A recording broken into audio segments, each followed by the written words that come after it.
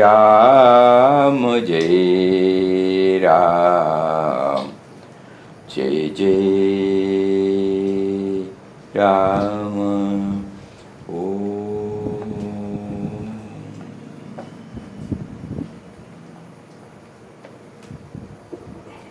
Om Shri Ram, Jai Ram, Jai Jai Ram. Hari Om to everybody. We are now covering the most important portion in Quest of God, the outpourings. Again, for a quick recap of what we are looking for in the book of In Quest of God.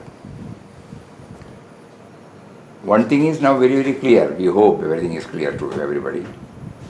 That so far we have been reading it as a narrative, a travelogue of beloved Papa. It was a travel, it was a Parivrajaka Yatra. Listing out various the episodes God made him to go through. But now it is not like that. In our mind, we will be treating it as a manual, manual for our spiritual journey. Whatever guidance is needed before we take up the journey, it has all been beautifully packed up without the dryness. Any time when we go through these points, we will be able to pick up. So this should be borne in mind, that In Quest of God is a manual. When we get a machinery, you will get a manual along with it. How to operate, how to, whenever we are in trouble, what to do. Similarly, when we are on a spiritual...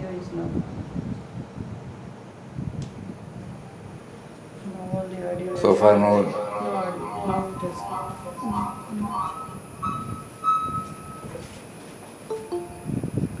Some messages come. We have been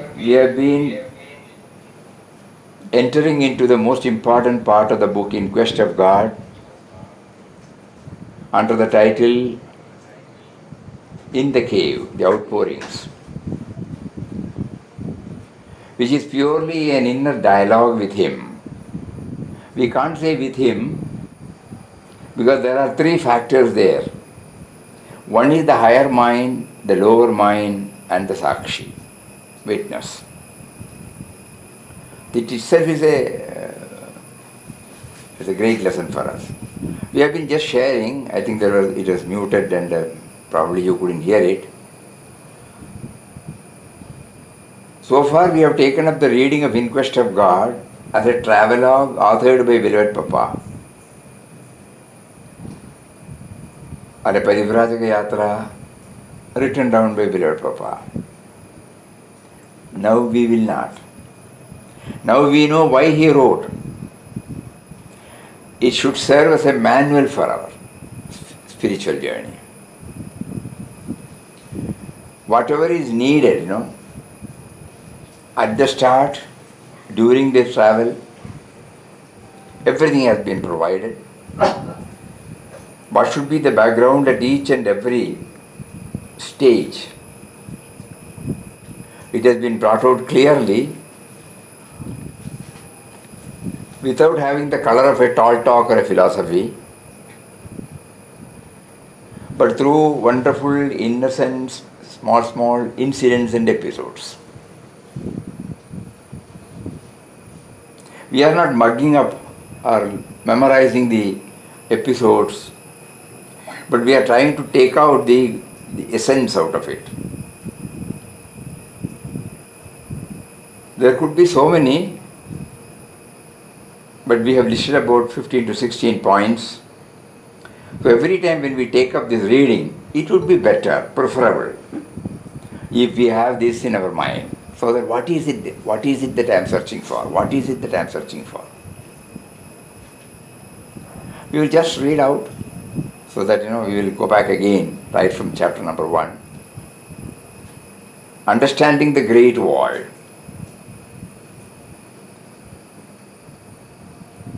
Understanding the word Ram. Understanding the word God.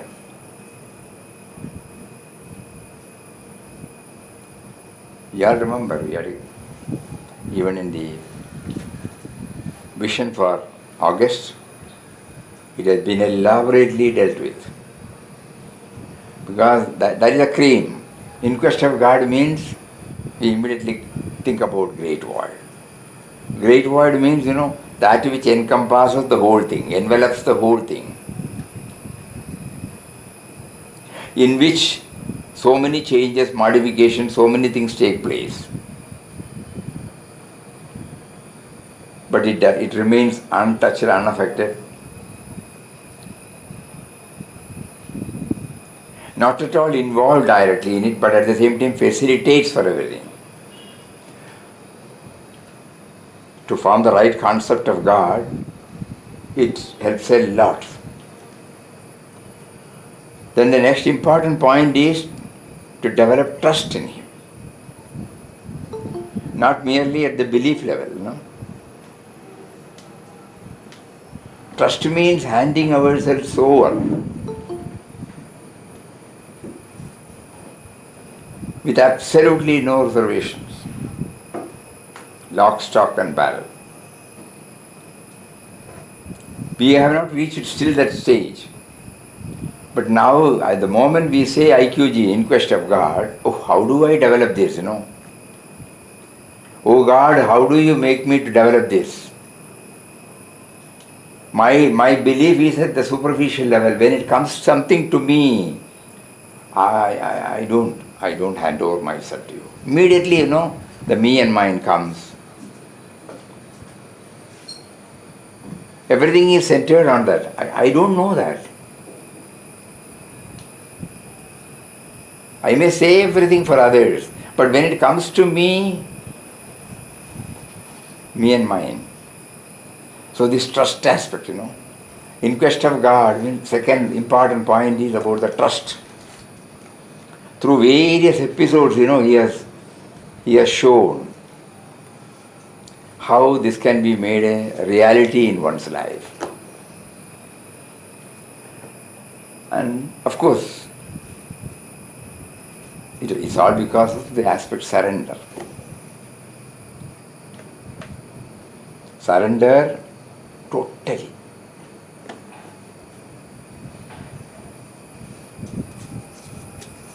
Throughout these, 37 chapters, we cannot find out one place where the surrender aspect is missing. Steadily, consistently, Today I surrender, tomorrow I don't surrender. No. On this particular moment I am sattvic, I am in a position to accept. Next moment I get upset. No. Throughout. You all remember the last chapter, Siddhartha Swami calls him and says, you go? Immediately, yes. There is no argument from his side. He did not ask, how can I go now? Everything. So surrender from top to bottom. Universal vision. That is the aim. From the individual level to the universal level. Expansion of the universal consciousness to the universal level. Individual to the universal. Absence of otherness. Absence of sense of individuality. All these things we can bring it under that. These 37 chapters keep on reminding us this. Meditate and chant His name. That is the 5th item.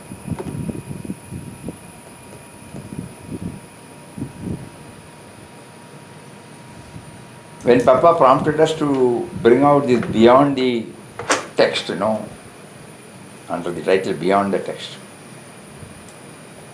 At that time we made, how many times he has used the word meditate. In every chapter we used to try it. So initially, it is emphasized, and every now and then he brings it out, meditation. And in one chapter it is clearly entitled as Meditation the Only Way. And here he also clarified that meditation is not simply, normally when we say meditation, we sit on a padmasana, close our eyes, vertebral column erect, and there's a pose. Here it is not like that.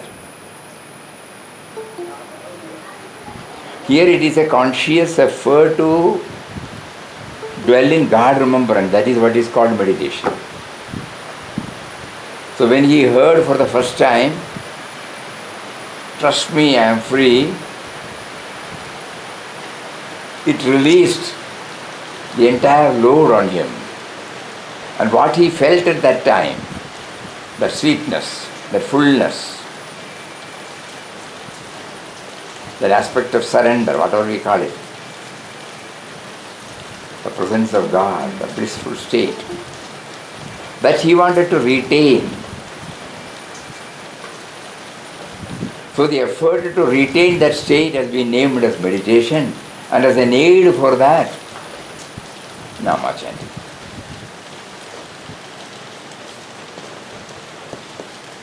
So both of them are interlinked. It is not separate.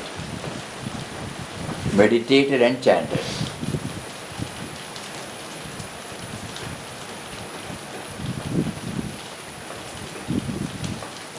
Again, it starts from great void. When he said Ram, before the first chapter started, he had clearly mentioned, clearly made it clear as to what Ram stands for. He is the impersonal reality, mysterious power. He is love, he is truth, he is the goal of human perfection. He is the indwelling and all-pervading reality. Impersonal, highly impersonal.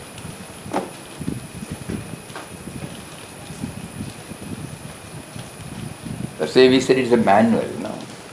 That is enough. If we carry everything, and then comes the trust important, then surrender important, then universal vision, then meditation and chanting.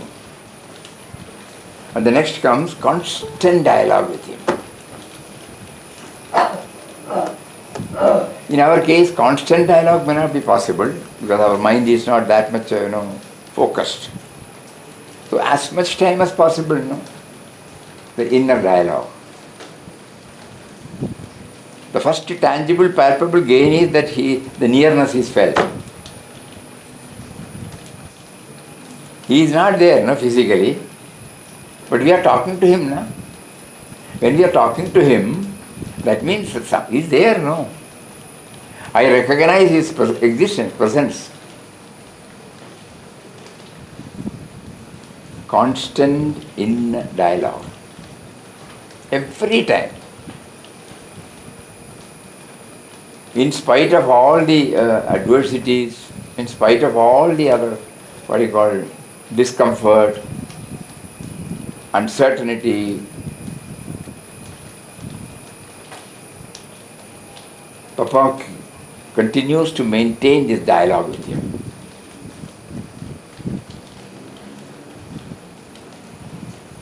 Everything is his, nothing is ours. Absolutely, Right from the third chapter onwards we find he doesn't carry anything, he doesn't plan for anything, he doesn't think about anything. Because in his mind there is absolutely zero attachment for anything.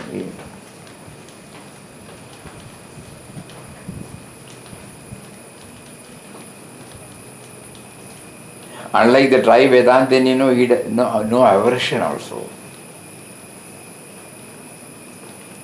That is the peculiarity. No?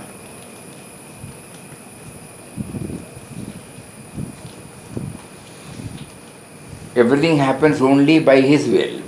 Another amplification of surrender, acceptance. Still he constantly maintains this, in many chapters you will find he is asserting to himself God's will, Ram's will. Ramdas does not know, but it is Ram's will.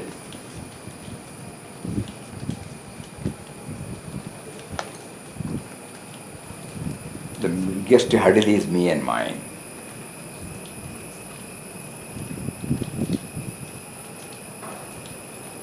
By this word, when we went to the second chapter, he made it very clear in that. Spirituality means absence of me and mine. Blunt. Keeping something of me and mine, we cannot have spirituality.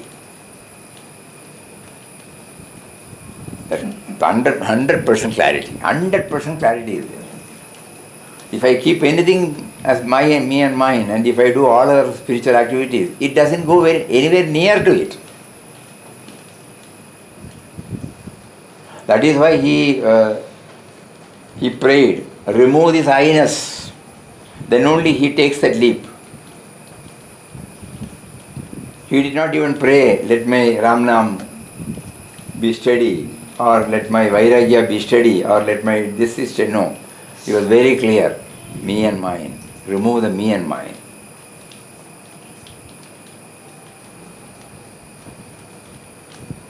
Whose nearness we don't have to struggle to know. How close he is, the me and mine. So in quest of God keeps on hammering this, chapter after chapter after chapter. And then periodical solitude.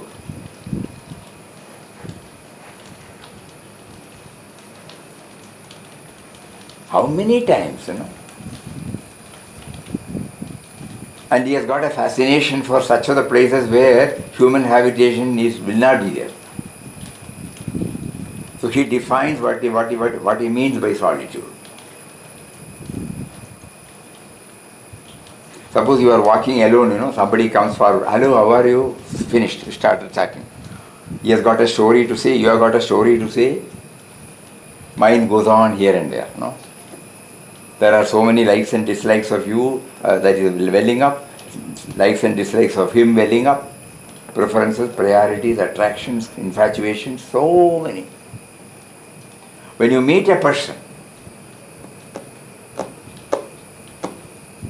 so now solitude means you are not loving you are not mingling with any human being.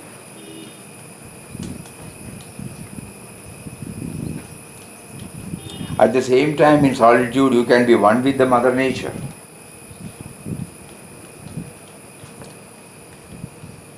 And anything in the animal kingdom.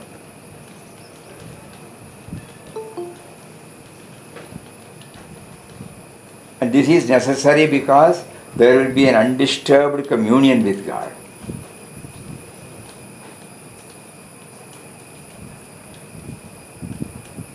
When he went to Tiruvannamalai, just imagine, till such time he has not taken such a long,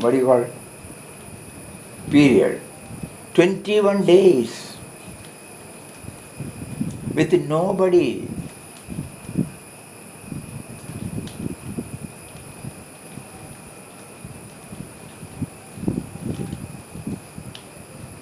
And then there he had the glimpse of the universal vision. So many things come, This is how we try to make it as a manual. Whenever we get stuck, whenever there is some problem, we refer to the manual and again we get it repaired. That is called the manual.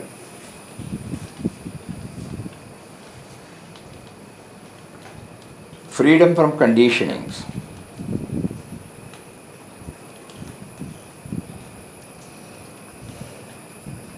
Gently Papa wants that. He has not criticized any tradition, but gently warns us. If you are a spiritual aspirant, there should be nothing between you and God. Anything that is in between you will be a hindrance. Because our attention is unknowingly shifted to that particular one.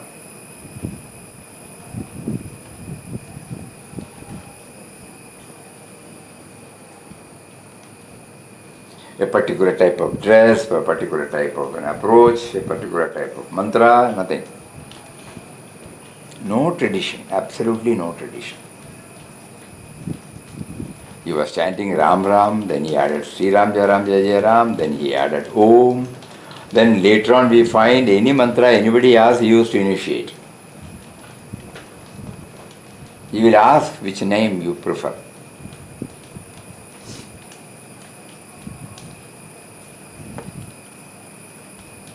And that beautiful quotation, very often God does not need an intermediary.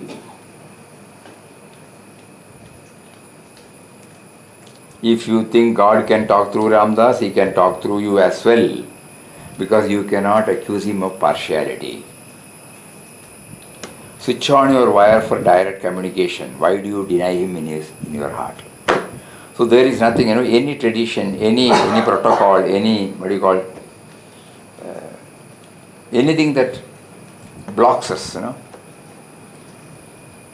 in the way of tradition, customs, rituals. All those things are kept aside. Only me and him, that's all. Just like the child goes to the mother without any conditioning, whether it is dirty or in a clean condition. Similarly, freedom from all conditionings. Universality of religion.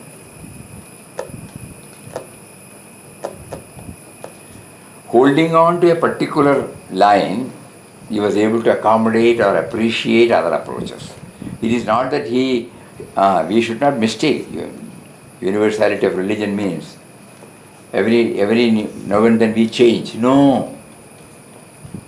Our correct understanding of our religion enables us to recognize and respect other faith.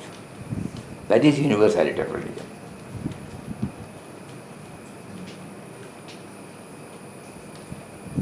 Whether when he carries the New Testament, he did not see any difference between that book and Bhagavad Gita.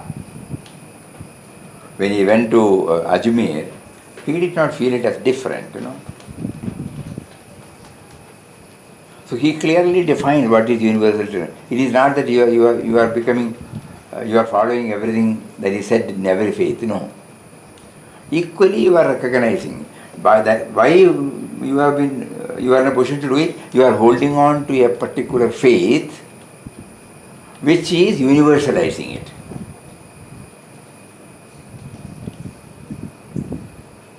So there is no dogmatism, there is no regimentation, there is no localization. Beautiful, it is something unique, universality of religion. And saguna and nirguna aspects of the truth. Very important, very important. Right from our childhood, every one of us must have developed some sort of attachment towards our Ishtadevata. We have faith in it. Many people have many sankalpas to go over here every year to have the darshan of a deity, like Shabarimala, like Vaishno Devi, like Balaji, like Guru Ayyappan. So many people. It's not the truth. So the saguna form is there. It is valid, 100% valid. But saguna must be the gateway to the nirguna. Vinobaji beautifully brings that word. Nirguna needs saguna's warmth, but Saguna needs, Nirguna needs Saguna's warmth, but Saguna needs Nirguna's ideal. Otherwise it gets localized. So here we find he is prompted to worship the form, he is prompted to worship the formless. Both are valid. Sacrifice. That is the touchstone. No? In the first article he says we can treat it as that is our final exam. Sacrificing our petty interests, our everything for the sake of others. Another form of removal of me and mine. Sacrifice. The chit, somebody comes immediately, you know. He goes and he was asked to go and do the bhiksha and sit over. Many incidents. Not caring for him. From the 4th chapter onwards, that is there.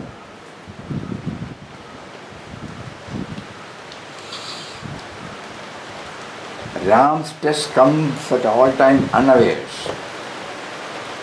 From 4th chapter, we can say, from 4th onwards, the test begins. Up to 4th, 3rd, we can say so many preliminaries, the theoretical portions are also there.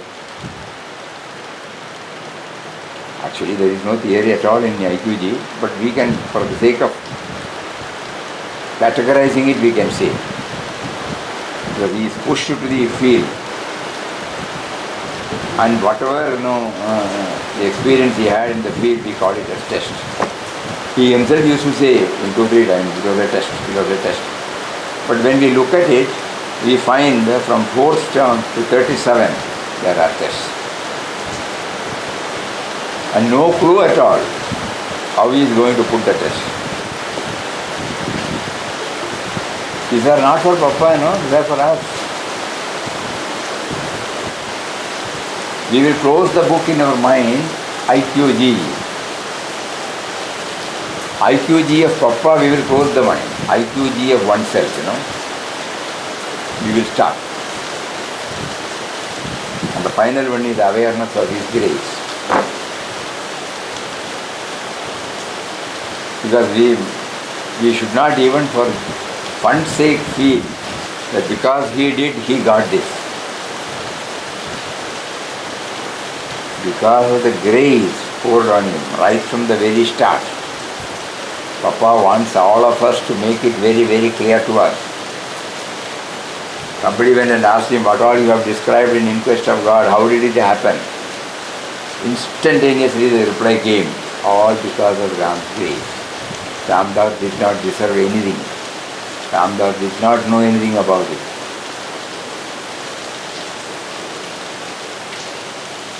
So the last one we have put as awareness of His grace, but actually it is the first one.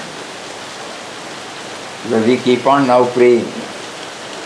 Why don't you are because of your grace only I am what I am.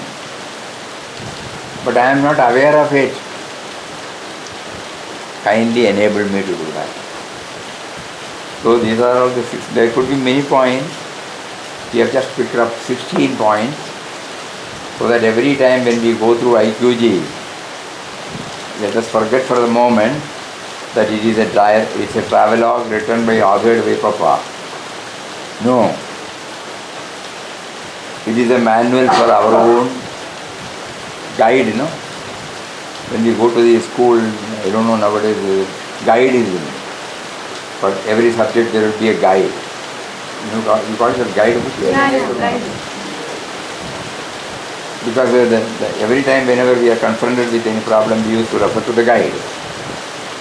So the text has finished the job, the guide becomes now important. So similarly, we try to extract such are the factors that will guide us in our spiritual journey. And when we started doing this first filtering, these 16 points came up. Now when we all take it up as an individual sadhana, we are sure another 16 may be lying down there. Out of these 16, some are seemingly expressive, some are not expressive. Some we have to dig out and bring it out. So let this background be there, then we will go back to in the cave. Again the cave is a dialogue between us. We have been repeating this, that wherever the word Ramdas comes, suppose we put our name. Wherever Ram comes, we put the deity's name, or chosen deity or our Guru's name. Then we read, then we know that it is a dialogue within us.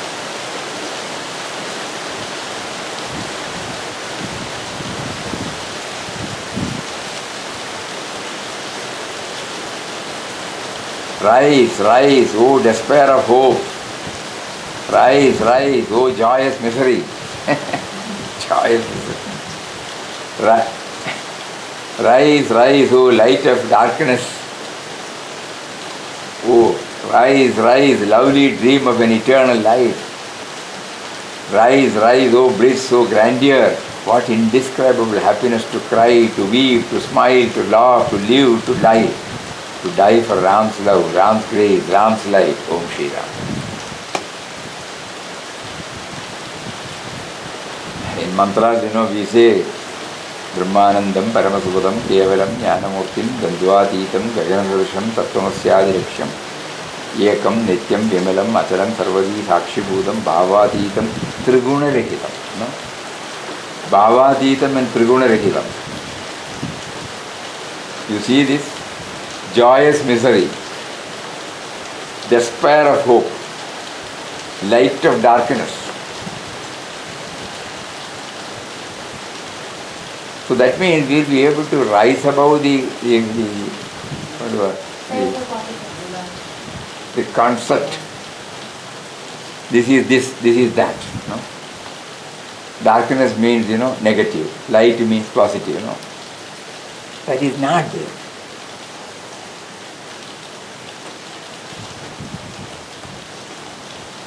Because previously we were finding it difficult, the moment we hear dark. Nowadays we have started slowly realizing, if darkness is not there, light has no validity.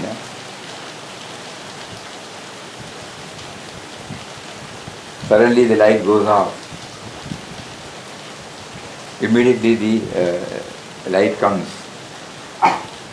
God is testing us. Yesterday night it so happened.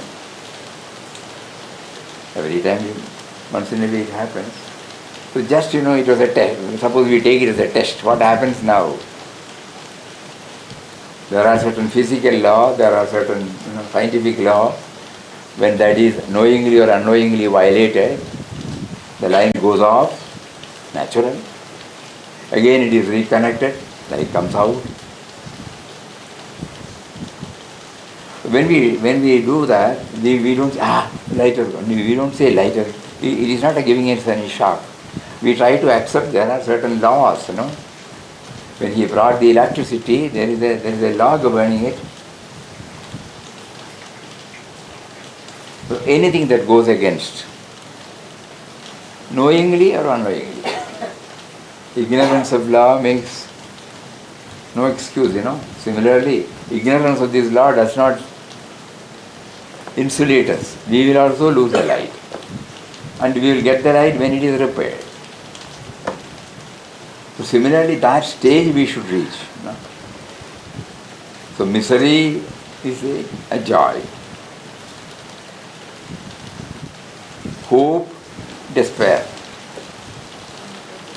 Rise, rise. Lovely dream of an eternal life. Rise, rise, O bliss, O grandeur, what indescribable happiness. Just think now, what indescribable happiness. For what? To cry. to weep, to smile, to laugh, to live, to die. For Ram's love. Happiness to cry for Ram's love. Weep for Ram's love. Smile for Ram's love. Love for Ram's love. Live for Ram's love. Die for Ram's love. Ram's grace, Ram's light, Om Shri Ram.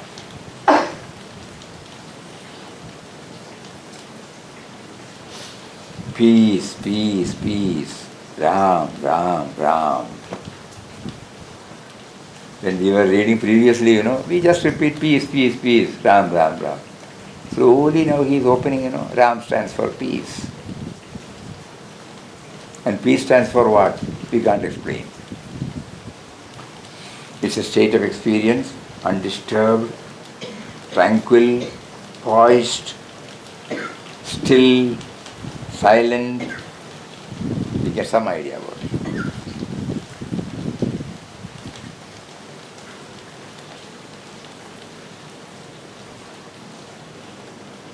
Now, you are not weak, Ramdas. You are all powerful. Ram has infused into you his divine effulgence. Suppose with a sagging morale, I'll go, don't think I will not be able to live. Immediately, hey, you are not weak. You are not weak, Ramdas. You are all powerful. Ram has infused into you divine effulgence. You are the infinite seed. He tries to bring the cause and effect theory, and moves us toward the uncaused cause, the first primal cause for everything. By the word seed, Bijam Mam Sarva Bhutanam. I am the eternal cause for everything. You are the infinite seed.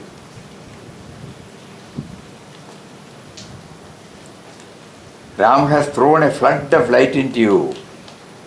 Wake up. You are strong. You can conquer everything by the power of Ram's love. Don't grovel. Don't feel weak. From hilltops, from housetops, sound the trumpet of Ram's glory. Ram's love. Be bold. Forward. March. Brave the storm. Destiny is your slave. Keep her underfoot. What fear have you when Ram is your ally? Leave off narrow limitations. Rise and soar and grasp the whole globe in one embrace of love. Your dwelling place is the whole universe, which is your body. You live in it as love. There is naught but love, love supreme. Every leaf, every blade of grass, every particle of dust, every tiniest life sings aloud of thy love, O Ram. Every moonbeam, every sun's ray, every twinkle of the stars radiate thy love, O Ram. Every tear, every smile, every ripple, every sweet whisper of joy is pregnant with thy love, O Ram. Bah. So this is complete, the first part of the this para is infusing, courage into us, strength into us. When our cycle tire gets punctured, when it is what do you call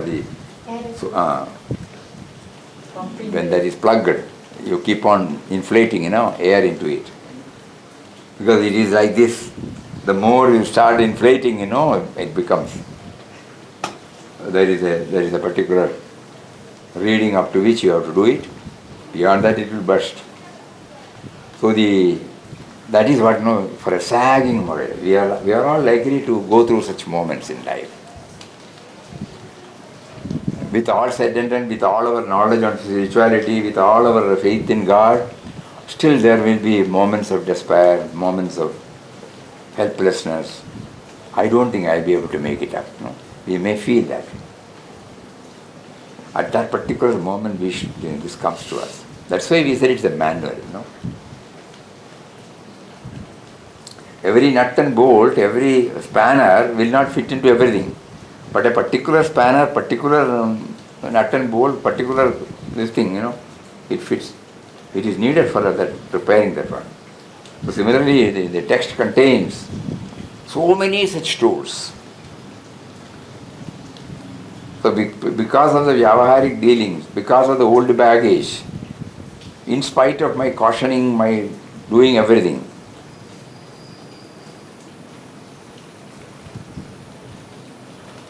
one devotee who, after his retirement, he came here religiously from morning till evening. He used to be in the bhajan, Samadhi Mandir for Ramnam. He was monitoring people to come there. No, such a person, religiously going there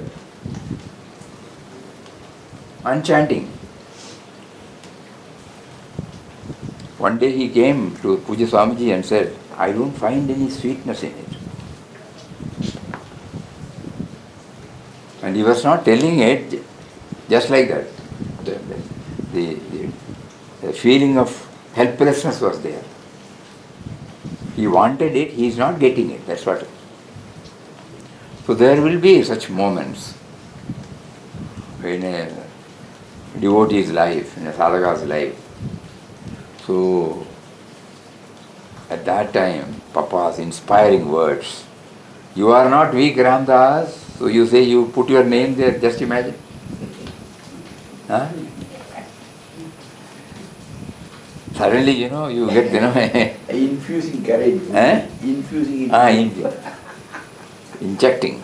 Immediately, a sagging state of affairs. It suddenly gets enlivened. It gets up. What do you call this?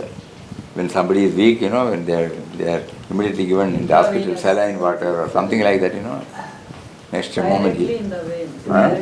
Directly to the vein, so it goes direct. Directly to the vein so that it goes direct. Intravenous.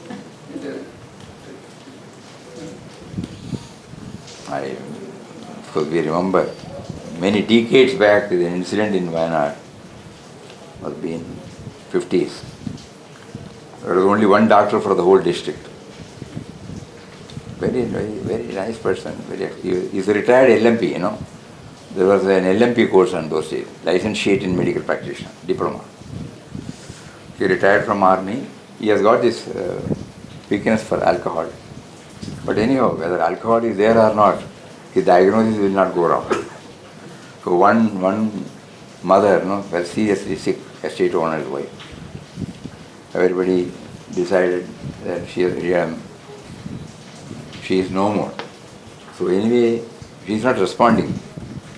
So he was sent. Unlike today, there is no transport. He has to come, walk so many kilometers. But he will carry a chest. He came there, just looked at her, and he said, I am going to give you an injection directly to the heart, if you all agree. Anyway, you have given up, Then they said, whatever you feel like. I forgot that name. And she took that, Adrenaline? Eh? Adrenaline, they give Not adrenaline, something else. Usually they give Yeah, adrenaline. they pump an adrenaline at the time. Then immediately, he gave that. To the heart. He was fully, Comes off immediately. Adrenaline brings the heart back. there's another name. Oh, So they immediately, he went there, felt the correct place, gave. They had arranged for all the obsequies, Ramesh and everything. After half an hour, the lady was up. And she lived for many years. I'll get that medicine's name. So, on those days it was called. But that sagging, everything is gone. You are in like this. Suddenly when you hear this, you are not weak. You are not weak, Muktananda, like that, You are all powerful. You immediately ask. Ram has infused into you his divine effulgence. You are the infinite seed. Just like when Hanumanji was finding it difficult, when he reached the shores how to go to Sri Lanka. Then Jambuvan started telling him, Praising. So what all he has, he started listing one by one, one by one, one by one, one by one. Slowly the mind got, graduated. He became aware. Then he was able to fly. So similarly the same thing. You are the infinite seed. Ram has thrown a flood of light into you. Wake up. Somebody is, Shaking. You are strong. You can conquer everything by the power of Ram's love. Don't grovel. Don't feel weak. From hilltops, from housetops, sound the trumpet of Ram's glory. Ram's love. Be bold. Forward, march. Brave the storm. Destiny is your slave. Keep her underfoot. What fear have you when Ram is your ally? Even when we read, how much joy we get. Destiny is your slave. Destiny is your slave. Very powerful. Leave off narrow limitations. Rise and soar and grasp the whole globe in one embrace of love. Your dwelling place is the whole universe, which is your body. So instead of in this body, I suddenly realize I am residing in the entire universe. I am the universe. Your dwelling place is the whole universe, which is your body. You live in it as love. There is not but love, love supreme. Then suddenly, the stage changes. Every leaf, every blade of grass, every article of dust, every tiniest life sings aloud of thy love. Suddenly, it was first addressed to Ramdas, to me, and now it is shifted. The power that has infused me, what is that power? Every leaf, every blade of grass, every particle of dust, every tiniest life sings aloud of thy love. I don't have to go in for bigger things. A tiny little, normally insignificant object, it can connect me to him. That's why he said, every leaf, every blade of grass, every particle of dust, every tiniest life sings aloud of thy love, O Ram. Every moonbeam, every sun's ray, every twinkle of the stars radiates thy love, O Ram. Every tear, every smile, every ripple, every sweet whisper of joy is pregnant with thy love, O Ram.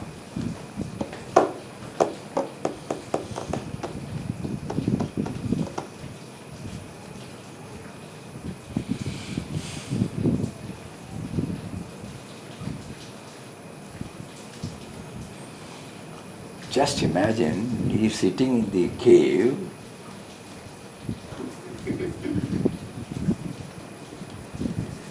and these are the types of thoughts that are welling up.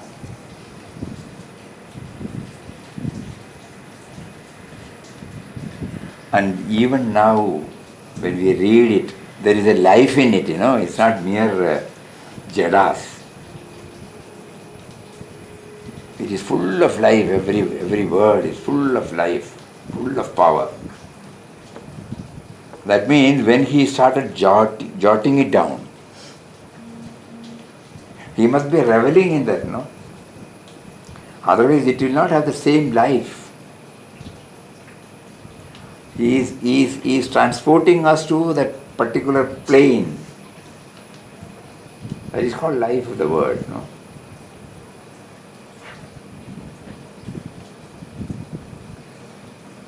Words are soaked with energy.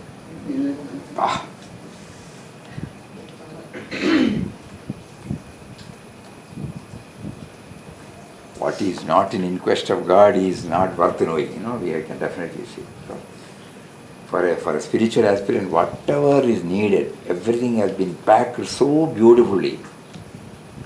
At the same time, nobody will feel boredom, monotony, dryness, seriousness.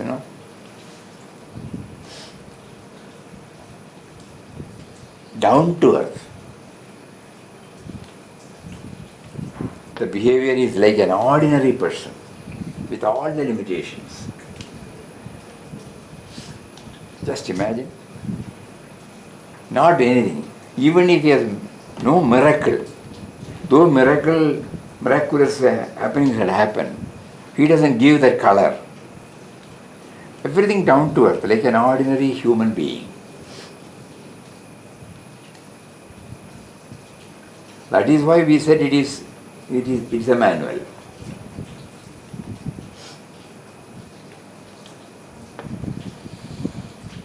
O Ramdas, rise to the very height of renunciation.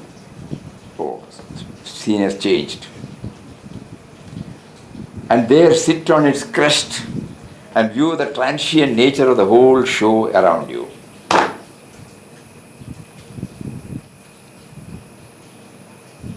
Oh, wonderful word. Everywhere you see birth, growth, death. All are running finally along the same road to destruction. What a terrible state of despair would have faced man in the midst of this vast cremation ground. This vast graveyard where all objects are ultimately reduced to dust and ashes. Had there not been that sweet and eternal influence, that divine ambrosia called love, which is veritable lustrous reality that runs through the vanishing form that make up this world, varied and grand structure of the universe. Love is happiness, love is God, love is Ram. O Ramdas, rise to the very height of renunciation, and there sit on its crest and view the transient nature of the whole show around you. Suddenly, what comes to our mind is the word in Srimad Bhagavad Gita, where he says, Dukhalayam Ashashvatam. Same word.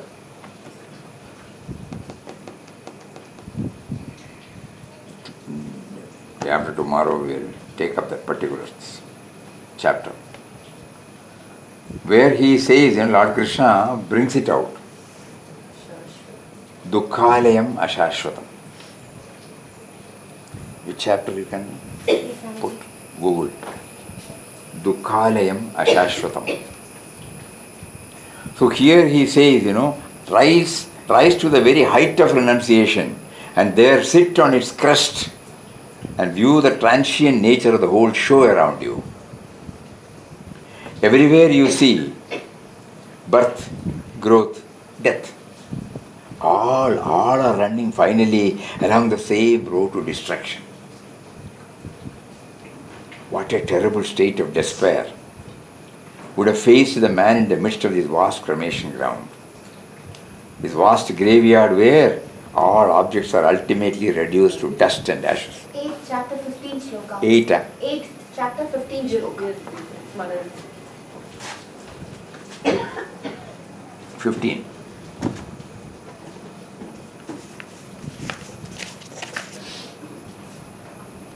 Yeah. It's open here. No,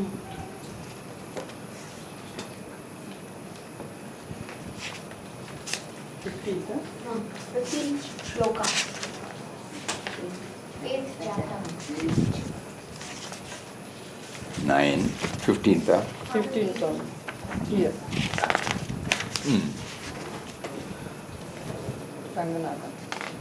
Maam upetya punarjanma samsiddhi dukhalayam ashashvatam napnuvanti mahatmana samsiddhim paramam gati. Having attained me, these Mahatmas or great souls do not again take birth, which is the house of pain and is non-eternal. They have reached the highest perfection.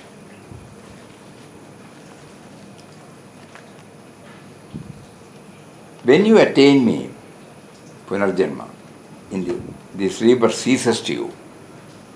What is this rebirth? Dukkhalayam ashashvatam. Why should we not come back? We don't want to come back. The home of pain and ephemeral. This is the nature of human life. So much sorrow along with some pleasure and some comfort. Because we do not know anything higher, we think this is a first class living. Just like the Varaha. Because we do not know anything higher, we think this is the first class living. But when we know there is something higher, we understand this is not first class at all. We are satisfied with what we are. We don't want to change. In this human body we get pleasure. In a pig body also there is pleasure. Ask a pig, do you want to change your body? It will say, no, I am fine here. Everybody is caught up in that particular attitude. Not knowing that infinite freedom is awaiting us from the realization of the Atman behind the body. The word Dukkhalayam does not mean there is no joy. There is joy, there is pleasure. In fact, there has been a study on this subject in both West. Lokmanya Gangadhar Tilak, in his scholarly 2-volume book, Gita Rahasya, discusses, if you think the world is full of sorrow, you are a pessimist. The opposite is optimist. But if you know the truth of life, there is no question of pessimism or optimism. It is just the truth that this is Dukkhalayam and Ashashvatam. So this is what Papa has, this has not also been missed by Papa. O Ramdas, rise to the very height of renunciation, there sit on its crest and view the transient nature of the whole show around you. Transient nature, Ashashvatam, no? Everywhere you see birth, growth, death. Ulpannamayadu nashikyam. Whatever that is born has to die, All are running finally along the same road to destruction. What a terrible state of despair would have faced the man in the midst of this vast cremation ground, this vast graveyard, where all objects are ultimately reduced to dust and ashes.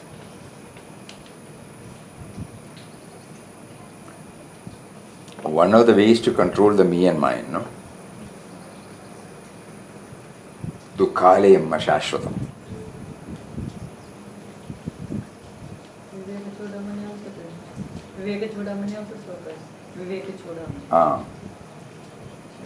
So what is more important is we transitoriness, the ephemerality, the impermanent nature of anything that is in and around us. Though God has provided everything, He has provided it and made us to become aware of the perishability. That is why every day Mataji wanted us to repeat a universal prayer. Not merely creator, not merely protector, but also destroyer.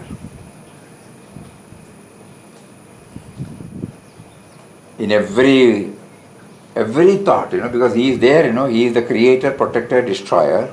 So through every thought, every action, this is made manifest. It becomes expressive in us, but we are not aware of it.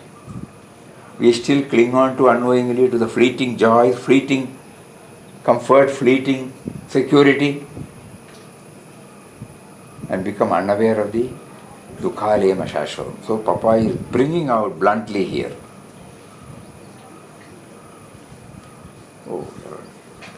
So like that, this is a manual that we have to keep on hammering into our brain. In Quest of God is a manual.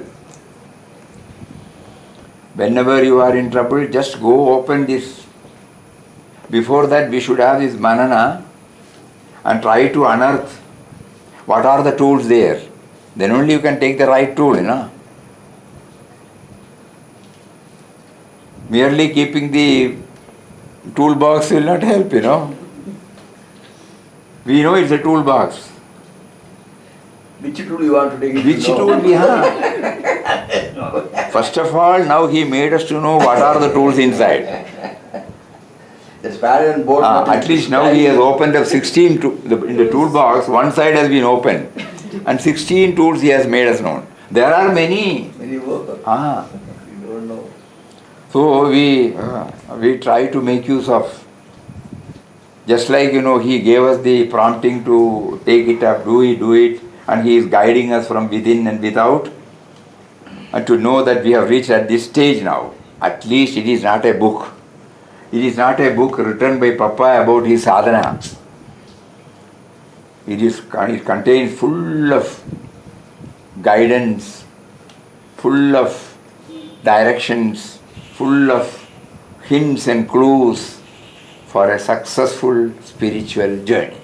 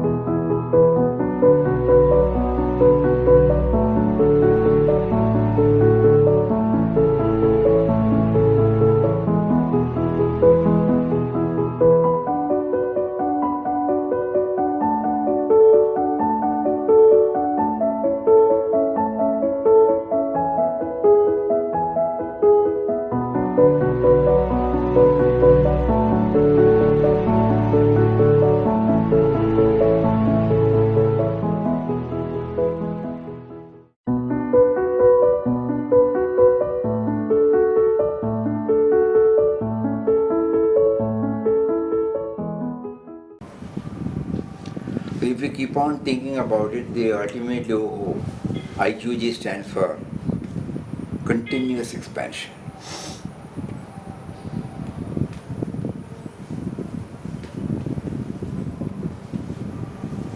The individual level consciousness, individual consciousness to the universal consciousness.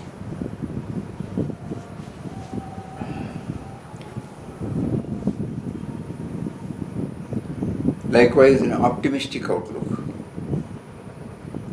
How does it come? Only when our trust in God becomes total. We have found we don't name it as we don't label it as adverse circumstances, negative circumstances, downpulling circumstances, deplorable, nothing, All these are not there. Because the optimistic outlook is the outcome of total trust in Him.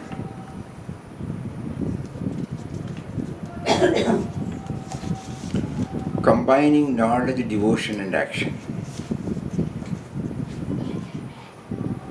When he says great void,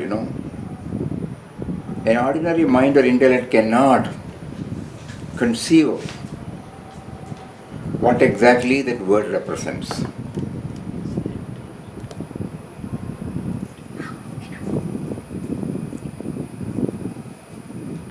So we can say that the word has come from knowledge. We strongly feel that when Papa had gone through texts like Yoga Vasishta, where this word has been used, it must have made a deep impact in his mind and he must have done a lot of manana there. knowledge. But the knowledge means, it was not a dry philosophy. Immediately, he prays. There is a Lord and the devotee. So the relationship is there. Though it is nameless and formless, the devotion aspect is there. Otherwise, how can prayer come? Where is rest? Where is peace? Then he says the cry was heard. In the 3 lines we find this. And then action. When he enjoyed the relief, in whatever way we call it, the soothing feeling, the pleasant feeling, a feeling where the load is off the head, where peace is experienced. Then to sustain that, he took to action of meditation and chanting. So combining knowledge, devotion and action. Again, start thinking, First we said continuous expansion. IQG, in quest of God, stands for continuous expansion.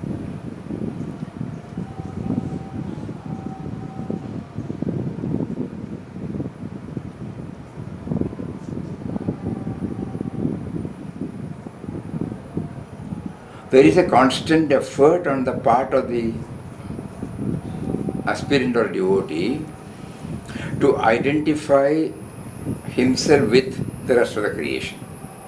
Not merely to his body, not merely to his individuality, his own notions, his own assertions, his own views, his own preferences, priorities, comforts, Continuous expansion. And optimistic outlook. Never he has, after that 4th stand, after the first chapter, after the first page, we have never seen anywhere anything about Papa getting frustrated, Papa getting, dejected, dispirited, disappointed. 700 feet he has gone, 700 steps he has gone. It was extreme winter. He couldn't have the darshan. He was asked to go at the midnight, away from the temple. No warm clothing. But not a word in that, about frustration.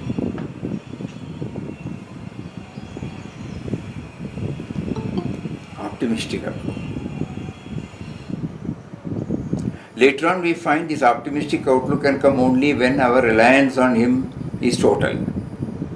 Because there is nothing called negative.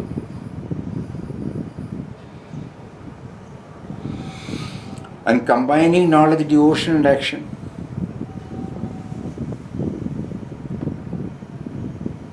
Unknowingly, when we learn something, it stays at the intellectual level. When we practice some devotional practices, it stays at the sentimental, emotional level. But here we find these two are absent. Nowhere he gives any lectures, but he is full of knowledge. Otherwise, how can the word come great wide? A simple mind cannot conceive this. It must have taken a lot of plumbing deep within to understand the import of the word great wide.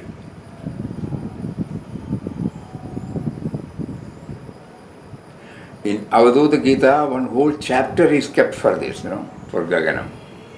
Comparing it with every aspect. When we try to grasp it, it becomes very simple. But to reach there, it is the toughest. Because the We are thinking about the container and not the contents. With subject only, You all remember in Yoga Vasishta the word comes where the subject and object is dissolved. Who is there to talk then? So it's a state of experience through Jnana Marga. At the same time, when such a background comes, there is a risk involved, that we will not have this duality, the Lord and the devotee. Next line, he immediately after the word great void, next line says Ram. That was the voice of Ram. He gives a name, a label. The other one is abstract. And so now Ram and Ramdas is devotee, Ram and Ramdas, the devotee.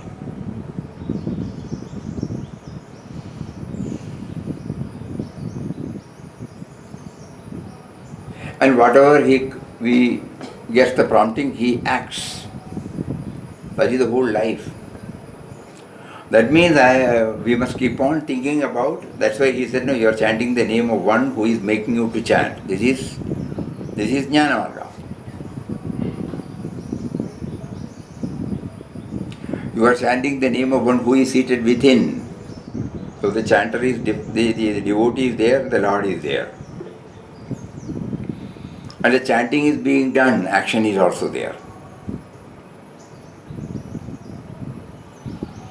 So in IQG really, in Quest of God, really gives us these three dimensions, a harmonious blending of these dimensions.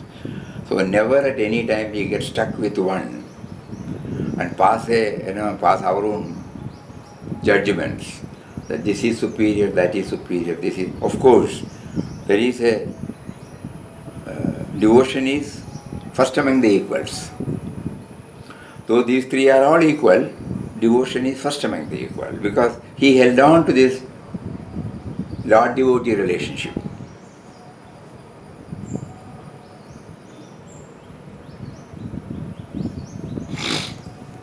Journey from the potential to the actuality. Nobody can even now think about that frail figure who doesn't have any regular food and no protective clothes, going about 600 miles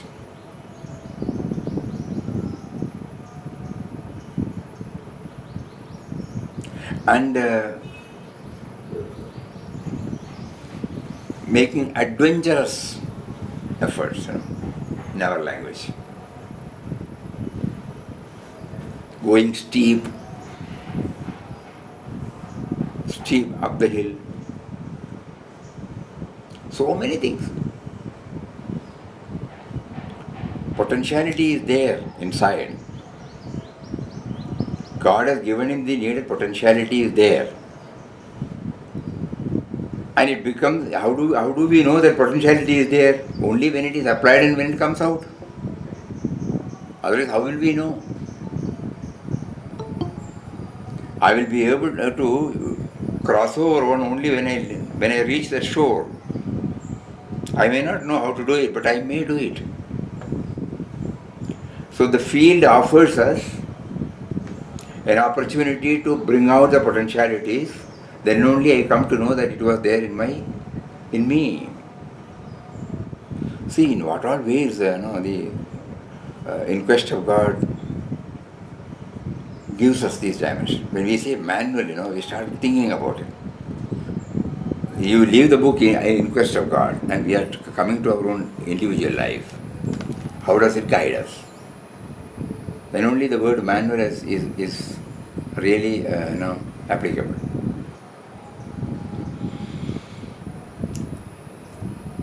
Unity in diversity.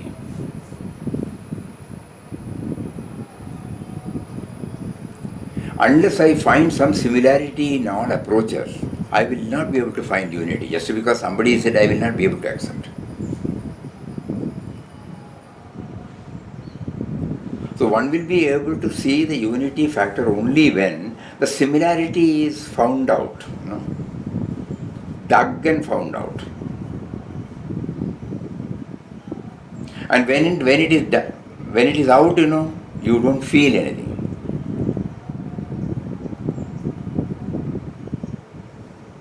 He is carrying the New Testament or is going to Ajmer, no at all. Though he doesn't give any importance, still he has made a mention about it. Because from the dialogue we can understand the similarity, what is the similarity he has found out. When somebody asked, why don't you become a chela? He has already become. But he said, it doesn't mean that he is a follower of that particular faith. He has understood the similarity of approach.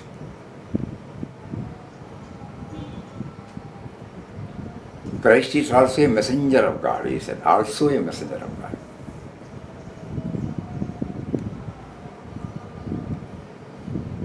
So it gives us some clues now, If you really want to see the unity in every approach, you must find out the similarity in them. Otherwise we are only reproducing what somebody says. So digging out the similarity. Then nobody can shake your faith.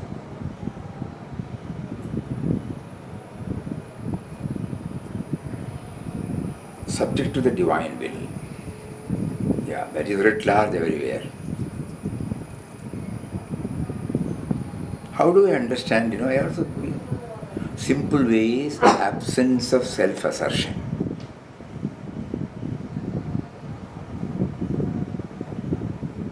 The sadhu says, follow me, he follows. Gets down, yes. Everything is there, optimistic outlook is there, everything is there, trust is there, everything is there. But it all stems from that submission to the divine will.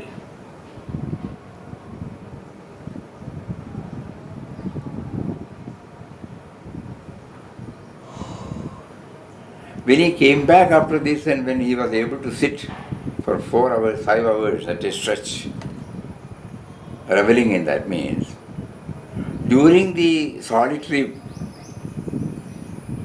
experiments, solitudes, in graveyard, in cremation grounds, in forests,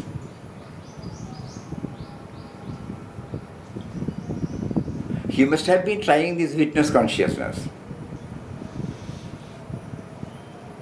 Because the word meditation comes there also.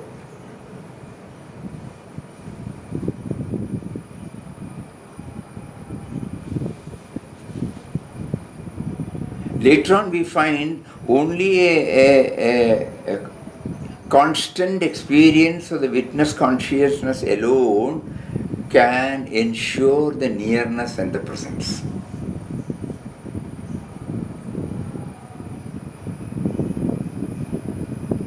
We are now hearing, We know that we are hearing.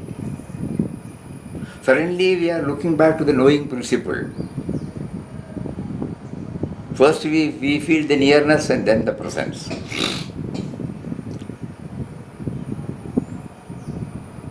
So he is often resorting to solitude has helped him to develop this witness consciousness. Later on in one of his talks, he mentioned this in a very, very simplest way, He said when you sitting for inward journey is a must, and then you close you must first think that God, the God that you seek is within you, then mentally chant His name, and then make the mind still. If it does not easily become still, seek self-surrender, plead. And then he says, slowly that will facilitate for the witness consciousness. In fact, this witness consciousness itself is God realization.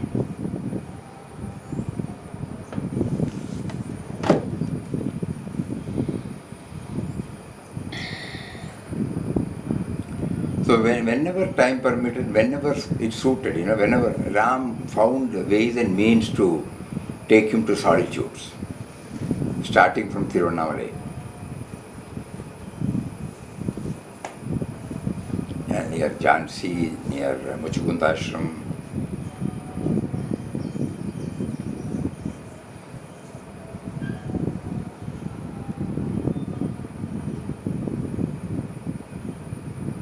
And in his case,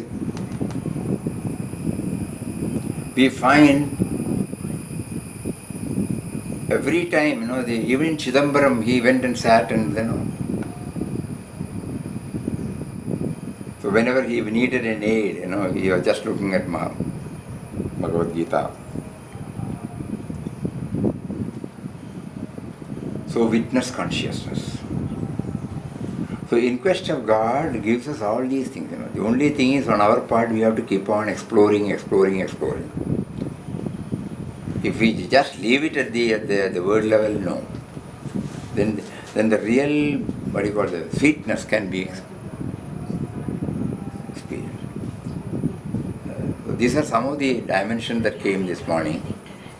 But when we say it's a manual for our daily dealings, how to improve our daily dealings, how to taper this me and mine. It may not go easily, but how to taper, which is the biggest hurdle all of us are facing. So for that, these points will be a very great help. First we will just read out again and then go back to our heart pourings. Continuous expansion, optimistic outlook, combining knowledge, faith, devotion and action, blending inner character into outer contact. Sacrifice is an inner contact, no? But we should actually, when he gives that, he sits with the chit, somebody comes, without a second thought the chit is passed. Inner contact, inner character into outer contact. Journey from the potential to the actuality. Papa would not have dreamed, at the time of getting into the train, that you would be able to endure all these tests and take up these adventurous, risky attempts. But the potentiality was there. Only when challenges are faced, these potentialities come out. If it is lukewarm, it doesn't. That is why we are not progressing, because ours is lukewarm. There are no major challenges for us. And unity in diversity, finding out similarity, pay back to the world by loving and serving. Because normally when we say pay back to the world, we used to bring big words. But Papa, in a simple way, you love all and serve all.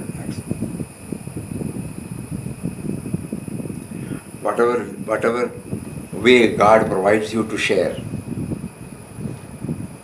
When He gives the mantra to them with total faith and devotion, one life is saved, When I lead a simple life, it's a payback. When I lead a contented life, because I don't demand anything. No demands.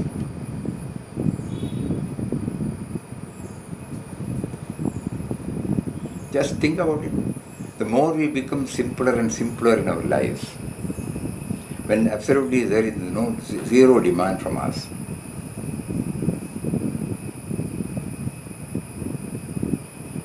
It is another way of payback. You have already provided, then why should I unnecessarily ask?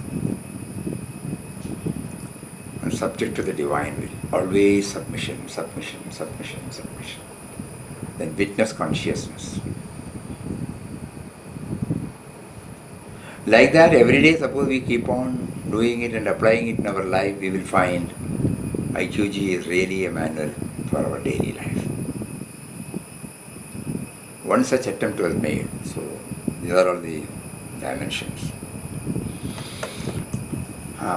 Then, now going back to our outpourings. So, day for yesterday we read this. O Ramdas. Again, from one angle we can say that there are only three factors in this portion. One is the higher mind, the lower mind, and the witness. Ram is the witness. The sattvic and ennobling mind of Papa is called the higher mind. The individual with all its limitation and frugality is called the lower mind. So every now and then the play of these three factors are beautifully portrayed in this word picture. O Ramdas, rise to the very height of renunciation and there sit on its crest, view the transient nature of the whole show around you. Everywhere you see birth, growth, death. All are running finally along the same road to destruction. What a terrible state of despair would have faced man in the midst of this vast cremation ground. This vast graveyard where all objects are ultimately reduced to dust and ashes. If there had not been the sweet eternal influence. It's a long sentence, so read.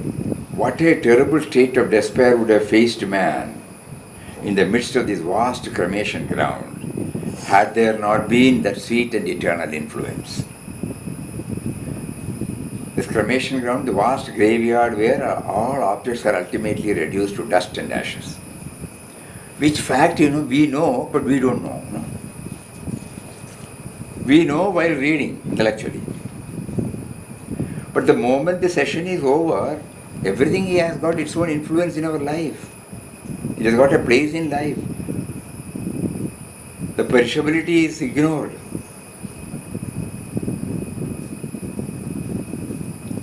Think about it now, each and every. What you consider as most important at this moment, after some time it is not there.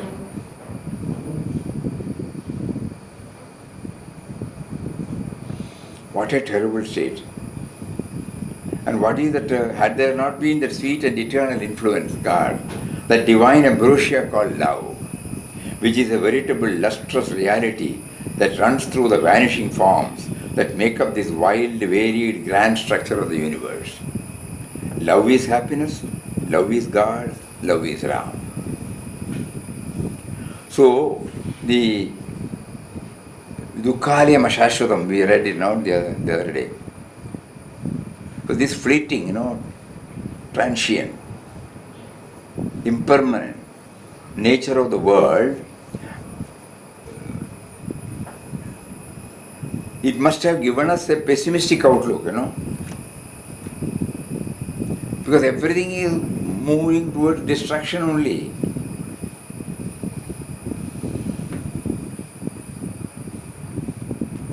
Everything. But still, what is it that makes us to live? We are laughing, we say we are enjoying. What is it? Then he says that love. That love factor has been given so that if that is not there, wow, everybody will be sitting with a long face in their place. Because they know ultimately we are going to die. Ultimately I am going to lose everything. I will not be able to carry everything, then why should I earn? Ultimately everything goes, why should I prefer, why should I say this is my priority, that is my priority? Experience of myself and others teaches that priority gets shifted often.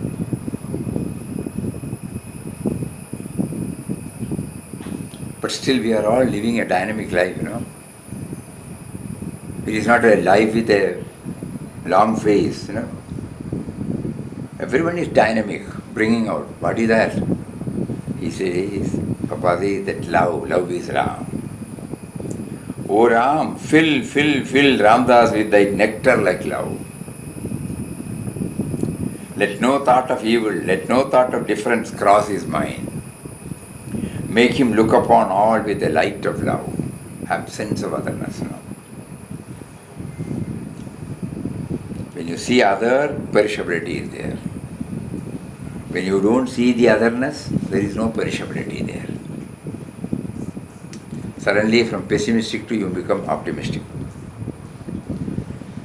O Ram, it is thou that weepest in the sorrows of the world. It is thou that smilest in the happiness of the world. Still, thou art above all happiness, above all sorrow. Just like we read, O Lord of the universe, O Creator, Protector and Destroyer, That means all these three are there in Him. In Him means in us. In everything. These three factors are there. So He is in the simplest sorrows of the world, smilest in the happiness of the world. Whether it is corona, whether it is landslide, so many floods, air crash.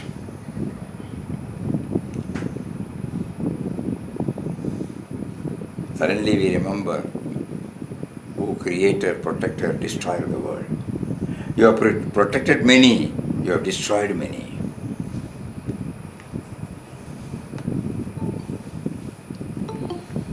Now there are about 4 small wordings.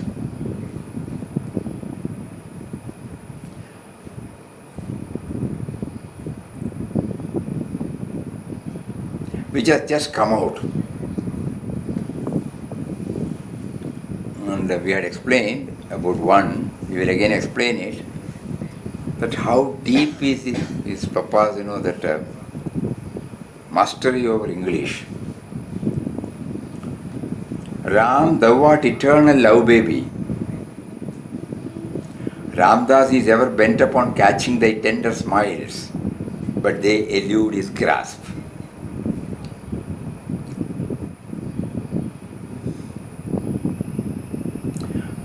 Ram, thou art an eternal love baby. Ramdas is ever bent upon catching their tender smiles, but they elude his grasp. He goes there, it misses, The presence is felt, not felt, or lost. Eludes. We have to keep on thinking, then only we can understand this. Love sheds her cooling light. Ramdas opens his lips to drink, but the light slips away. It is dripping, you open, it goes away. Love sheds her cooling light. Ramdas opens his lips to drink of it, but the light slips away. That means he makes effort, but at the last moment, he feels he's not getting it. Ramdas at last catches the smiles. So many lustrous nothings that beam upon his face. We had a tough time to understand, very tough time, because never we have heard this. Nothings means what? No? Nothing. So normally we say nothing, absence of something, But here he says, Ramdas at last, this is a positive sense. The first one was, he wanted to catch the tender smiles, Ram eludes his grasp. In the second one, the cooling light, Ramdas opens his lips to drink, he slips away. And now he has caught. And he expresses in such a way, Ramdas at last catches the smiles. So many lustrous nothings that beam upon his face. Especially when we took up, initially we did not give attention at all to these words. But when the question of translating into Malayalam, it was a terrible task. We prayed and prayed and prayed. Then, we were prompted. Take the dictionary. Finally, then nothings. What is that? Lustrous nothings. What is that? What can it be? Then to the wonder of wonders, Not even in dream you will ever think that there is such a meaning. Nothings. Nothings.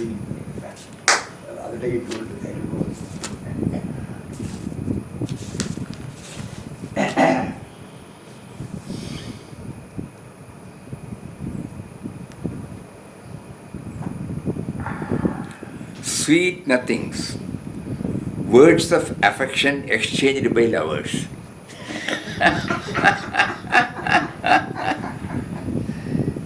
Words of? The word sweet nothings means nothings. Nowhere else you will find nothings. Words of affection exchanged by lovers. Words of affection exchanged by lovers. Nothing. So the relationship between him and Ram has become something like that. Just imagine.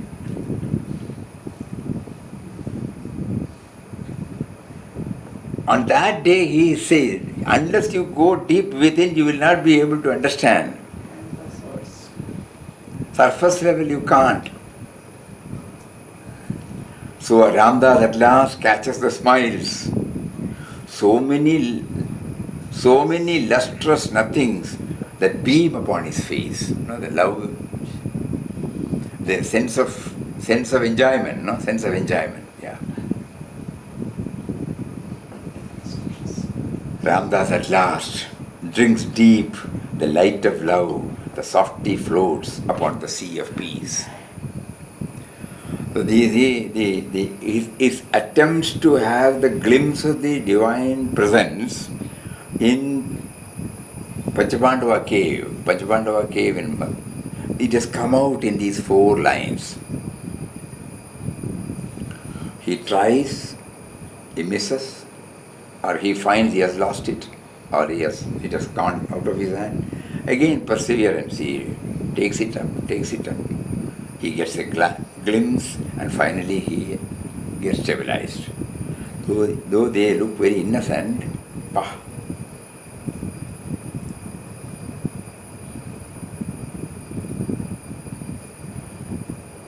So this time he made us to go through the translation in Malayalam deeply, and at that time when we did not see we couldn't make both ends meet. Then what could be? Could there be a printing mistake? We went to the old edition that was available. No, it is there, nothings. Then the Papa cannot go wrong,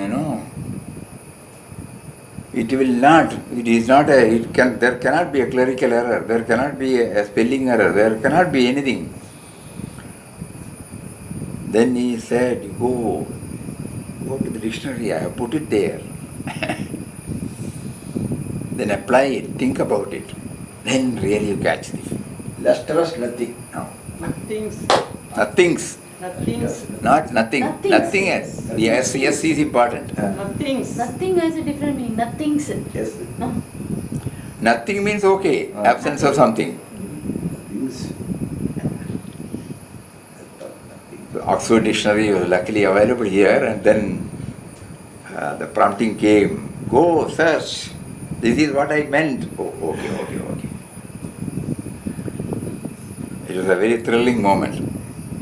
And even then it to translate to Malayalam is the toughest job. We put some words, then in brackets we gave an explanation. It can't be contained in any small innocent word. English you can just do that. How can you translate new? Just imagine in Tamil or Malayalam or Telugu. These nothings. So Ramdas at last drinks deep the light of love and softly floats upon the sea of peace. Softly floats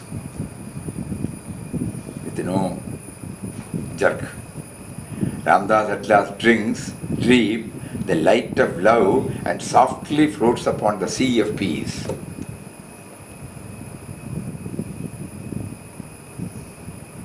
That poised state, the tranquil state.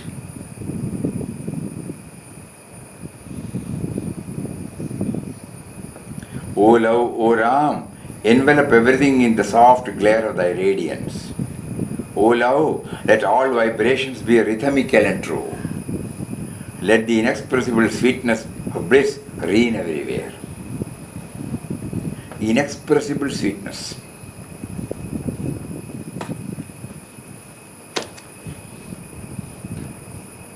Sweetness is not only in the expressed one. A bitter gourd lover, he enjoys, while eating. No? So the sweetness is a relative term.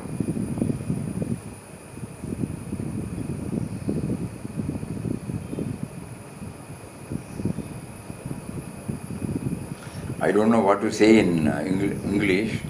There is a particular chili, green chili, small chili. It's called kandari. Kandari? So no ordinary people will go near it. But the moment you put it, the whole track will be burning. We had never tasted till we came to ashram. So one day while telling, Puja Swamiji was telling us that kandari is the best medicine for cholesterol, BP. And he did it, and then he was using it. And then he put it in the alcohol, potentized it. How to go near this, Then we started tasting. Oh, nowadays whenever kandari is there, Punya also likes it. It is like we all take, even today we have taken. So who decides the line, no? This is spicy, this is not spicy. Let all vibrations be rhythmical and true. Let the inexpressible sweetness of bliss reign everywhere. Everywhere. Envelop everything in the soft glare of thy radiance.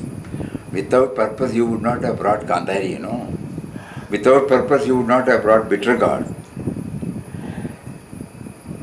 Without purpose you would not have brought this tamarind. Without purpose you would not have brought the asafoetida.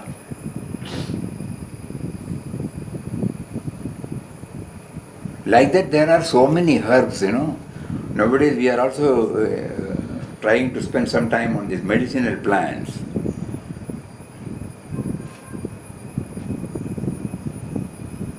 Where some are highly bitter, but it contains the medicinal value.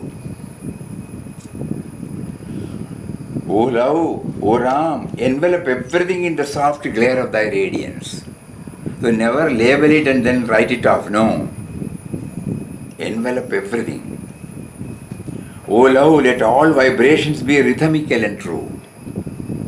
Let the inexpressible sweetness of bliss reign everywhere. That is, the sweetness is there everywhere, whether it is expressed or not. O Ram, make Ramdas mad of thee. Let him not talk of anything else but thee. Let him think of nothing else but thee. Thou art so merciful, thou art so loving. O love, O mercy, make Ramdas completely thine. Suddenly, O Ram, make Ramdas mad of thee.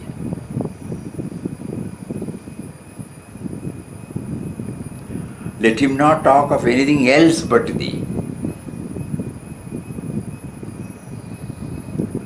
Let him think of nothing else but thee.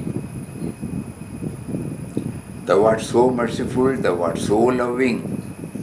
O love, O mercy, make Ramdas completely thine. Make me thine and thine only forever and ever.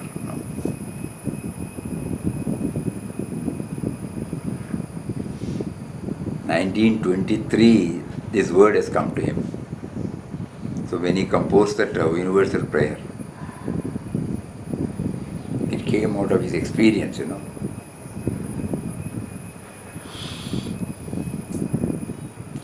Here is a long para, where we find, he was jumping, he couldn't contain the varied expression of the divine in the form of Mother Nature. At the same time, specific. Whatever thou doest, Ram, thou doest for the best. Ramdas is entirely thine. Thou doest make him walk, talk, think, act, all as thou will. He has not to feel sorry or regret for anything. He dwells in thee always. He can see thee, Ram, everywhere. Thou alone hast taken the form of this universe. And then he starts this picturizing. So the first portion, as a sadhaka, when we hear for the fraction of a second, we accept that he is there. He is behind everything.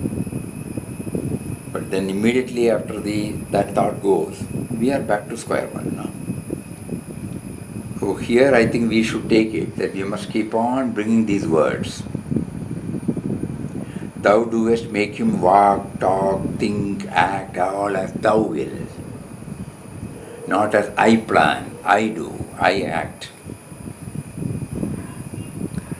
Thou will, thou wilt. As designed by you, as willed by you, as programmed by you, as decided by you, as drafted by you, as assigned by you. Like that, we keep on adding. That is why I am doing now, even now. So that a sadhaka must, we take it that by writing this, Papa wants all of us to think about it. Don't think that these are all spiritual and these are all, vyavaharik. He is there at all time with you. Then how can you separate?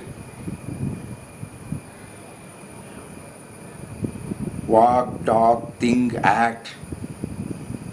It's all done by him, by him, by him. Keep on reminding yourself. Then there is no demarcation, there is no line which separates that which is spiritual, that which is not spiritual. Every moment of our life He is with us. But I agree, I believe, but sorry, I am unable to keep it up.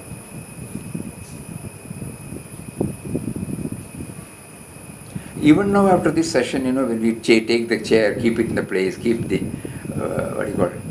laptop in its place, switch off, switch on, disconnect, connect, all when are these? Do we remember?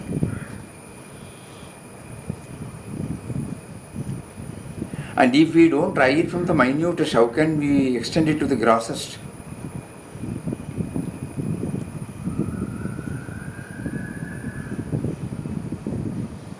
So simple acts.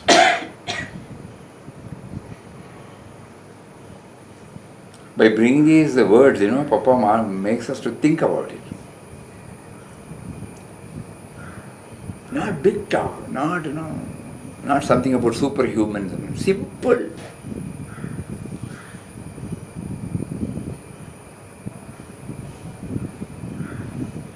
And then he enters into this.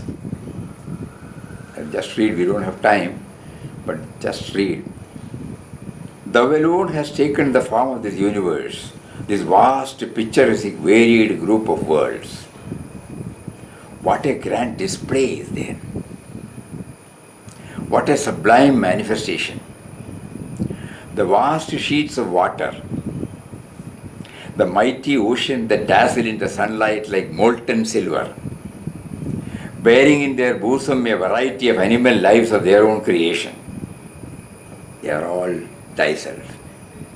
O extensive sky, what a magnificent structure is thine. O a limitless blue dome pictured here and there with fantastic shaped white fleecy clouds, sustaining in her mighty embrace innumerable creatures of her own making. O earth, whose unseen circumference vainly attempts to measure the bounds of the sky that appears to clasp thee. What an indescribable scene thou doest present to the wondrous gaze of the sun, moon, stars, that are never tired of viewing thy beauties at ever-changing altitudes. The valleys are full of green verdure, sparkling water running through them all. Thy high mountains are shooting up into the sky, those gigantic guardians of thy peace. The widespread forests, green and yellow-hued, form thy beautiful garment, in the loving folds of which thou bringest into being untold variety of lives.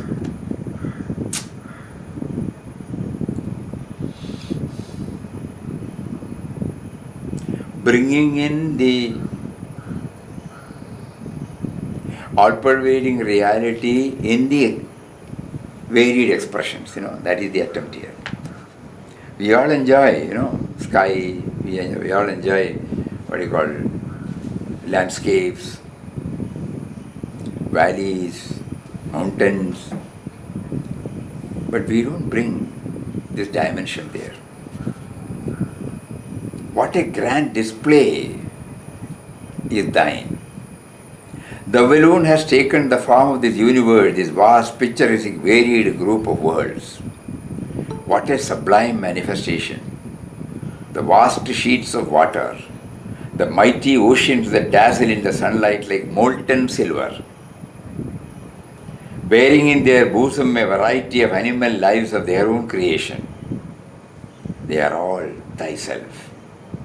O extensive sky, what a magnificent structure is thine. A limitless blue dome, pictured here and there with fantastic shaped fleety, white fleecy clouds, sustaining in her mighty embrace innumerable creatures of her own making. O earth, whose unseen circumference vainly attempts to measure the bounds of the sky that appears to clasp thee. What an indescribable scene thou doest present to the wondrous gaze of the sun, the moon, the stars, that are never tired of viewing thy beauties at ever-changing altitudes. Thy valleys are full of green verdure, sparkling water running through them all.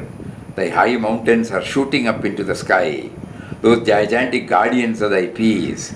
The widespread forests, green and yellow-hued, form thy beautiful garment, in the loving folds of which thou bringest into being untold variety of lives. Imagine a person who has come back from all these places, sitting in a cave and writing. Flashback, and you see even today the life in it.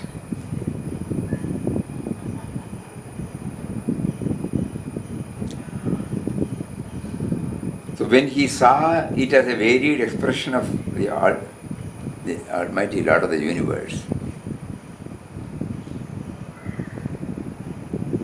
it got sustained. If he had just seen them as creation, as a mountain, as a valley, as a sky, it would not have got this life. But he felt the varied expression of God. It stays with him. That is why he was able to reproduce it even after a long time with the same intensity. No? So once more we will say, oh, what a grand, thou alone has taken the form of this universe, this vast picturesque varied group of worlds. Oh, what a grand display is thine, what a sublime manifestation. The vast sheets of water, the mighty ocean that dazzle in the sunlight like molten river, bearing in their bosom a variety of animal lives in their own creation.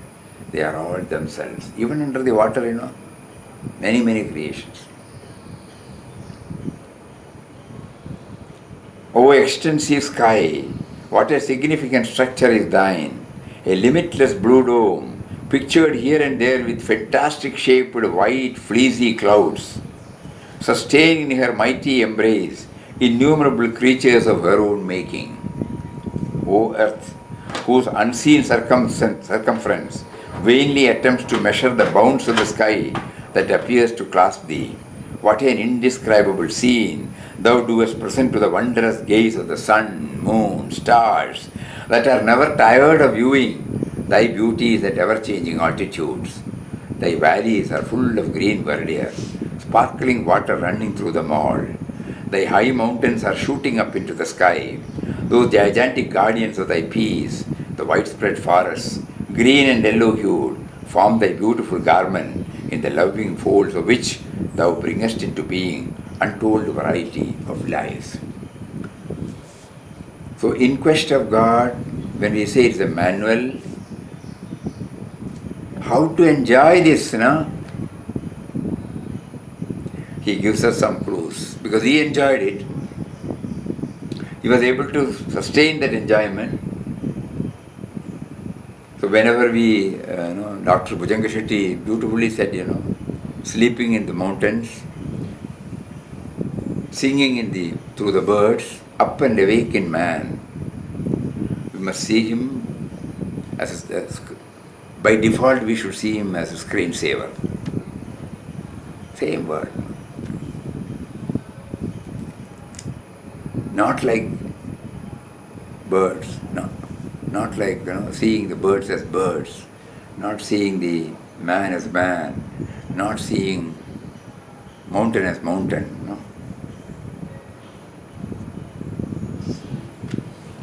So these are all today's.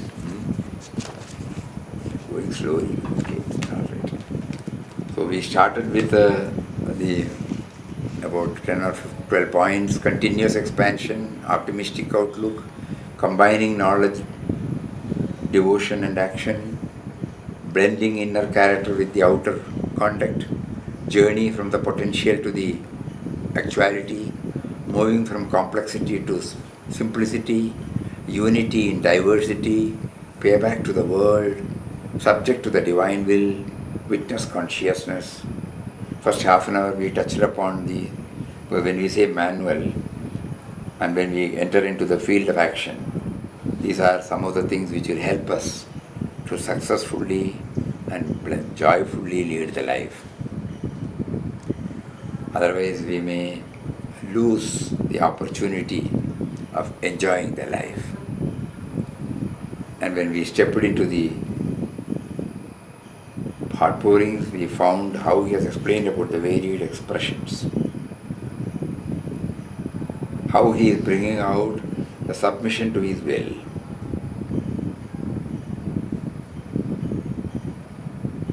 And how perseveringly he attempted and then finally he got. so many dimensions. Very difficult to absorb and assimilate everything at a stretch. But now that he has given us the clue, we will try. It all depends upon that particular devotee's initiative. That will uncover what is in. Everything is in there in everybody, but if the uncovering can come only if the initiative is taken by the sense of individuality. God is watching us. Vinobaji used to say in one of his, Upadrashta, Anumanta, Bharta, Bhokta, cha Maheshra. In Upadrashta, he is a witness. He will not involve. But when we start doing something, he will pat on our back. Well done, my boy. So similarly, this effort, this has to be done by us. That is why he is facilitating all these things. He is bringing this text. He is trying joining with us. He has kept so many dimensions. He is helping us to unearth, to uncover. So a simple initiative from our side is I can call it as a prerequisite. Then only the real enjoyment takes place. Then only we can name it as a manual. With the toolbox I go out, for repair. Think about all those things. Deeply we are grateful to Papa for having given us these, clues and hints to make our life fruitful. Om Shri Ram, Jai Ram, Jai Jai Ram. Om Shri Ram, Jai Ram, Jai Jai Ram. Om Shri Ram, Jai Ram, Jai Jai Ram. Om Shri Ram, Jai Ram, Jai Jai Ram. Om.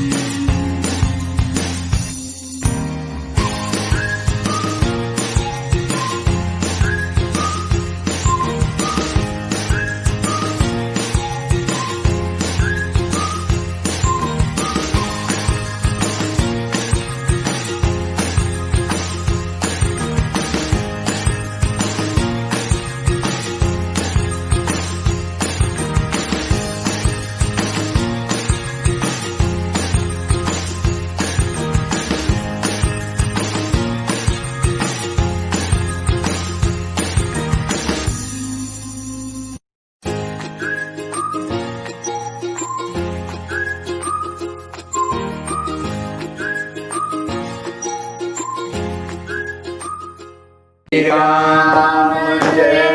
Ram, Jai Jai Ram.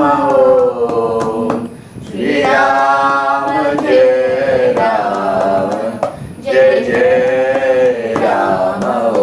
Om Shri Ram, Jai Ram, Jai Jai Ram. Om Shri Ram, Jai Ram,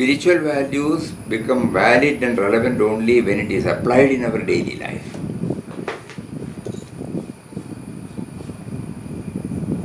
Now we know that when we start bringing these dimensions, we are put to severe test. Test means what? There is a conflict between our old what you call norms, standards, versus the new approach. And suddenly we find it totally changes. The norms or whatever you call it,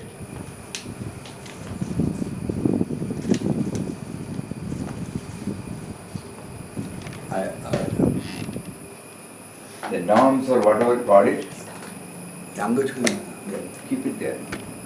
Why all these things, take it out. You said in only audio, no? Why all these things? This is video, so it is not audio. We lose the thread.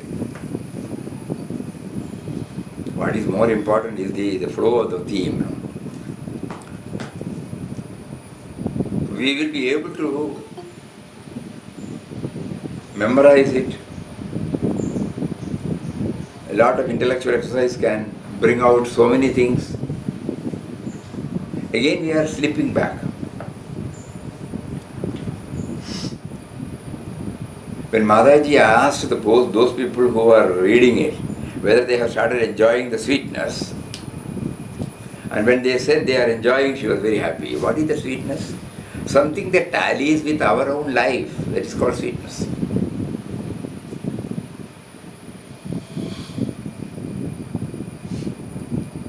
And one more thing we learn is that whatever Papa, before his, what do you call it, leap, before he took that drastic step of severing his ties with the old family and just exposing himself, whatever theory, whatever knowledge he has acquired, he found suddenly a field to implement, to test.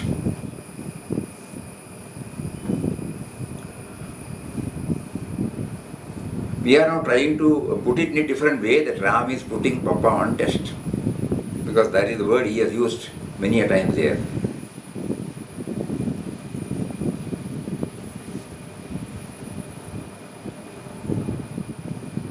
So when we say that test, what is meant is application of the spiritual values so far accumulated, so far gathered, so far absorbed, so far assimilated, so far contemplated upon. It needs an immediate field for application. Or putting it another way, in whatever we do, we are trying to apply it.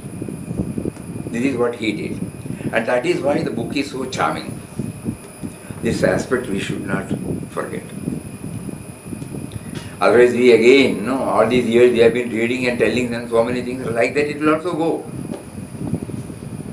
After some time we will not forget about this. Because it is not connected to our daily life.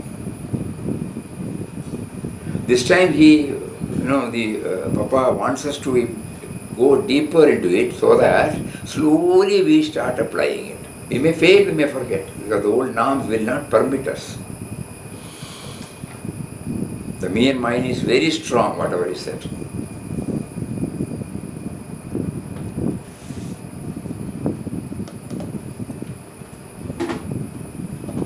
Because we are all living in the comfort zones,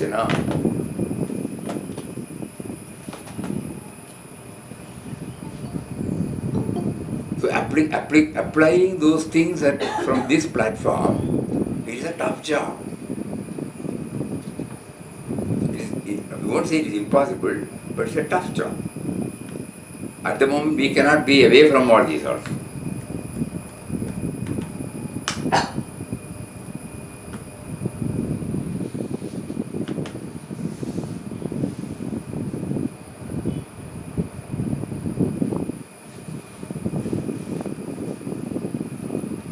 Most of us talk about spirituality or engage in various exercises considering it as a move towards spirituality, riveted in comfort zones,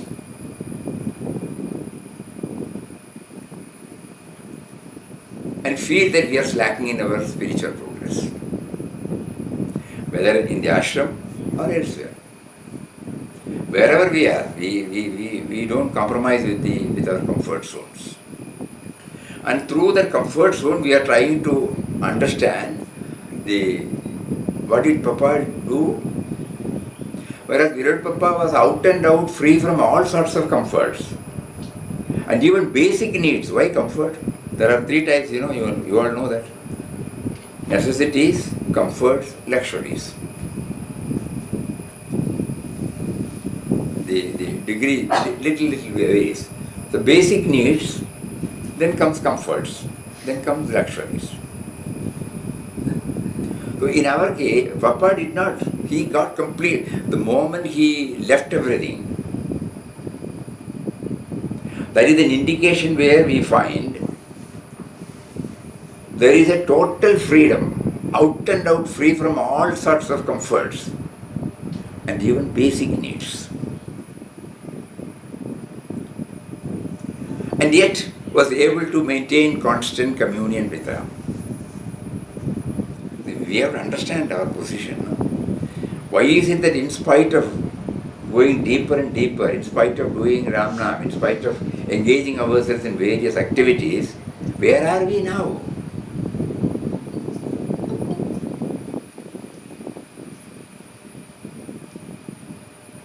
Simply because of this. Bluntly, this is a blunt truth. Even a casual reading of the book In Quest of God reveals this aspect.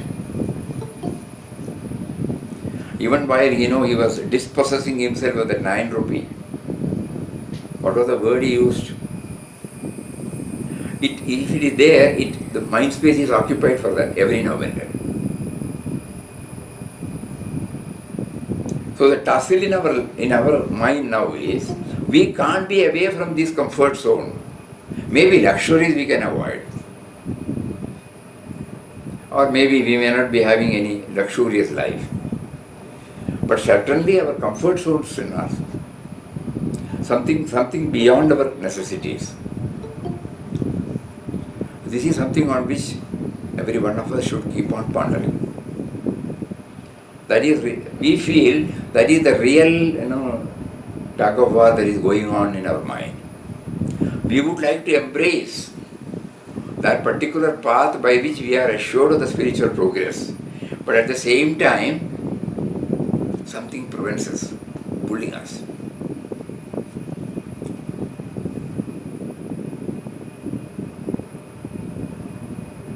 In Quest of God probes into this,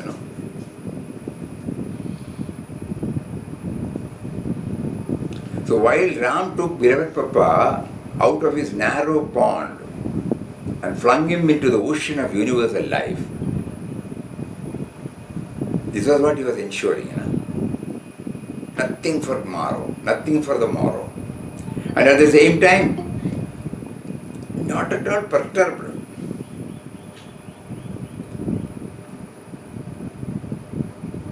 So when we, and the subtle message is, when we take such a step, that is going beyond the comfort zones. Now why the mind is reluctant to compromise? Not because of anything. There is a sense of insecurity, there is a sense of, will I be able to do it? I cannot. Like that, the mind will say. Uncertainty, certain anxiety is there. But in his case, when Ram took Beloved Papa out of his narrow pond and flung him into the ocean of universal life, on and off through tests meted out to Beloved Papa, Ram was, as it were, examining his steadfastness on the path, his commitment to the goal, and also seeing how far was he willing to go in subjugating his little self for experiencing his oneness with the true self in him. Virat Papa passed all the tests.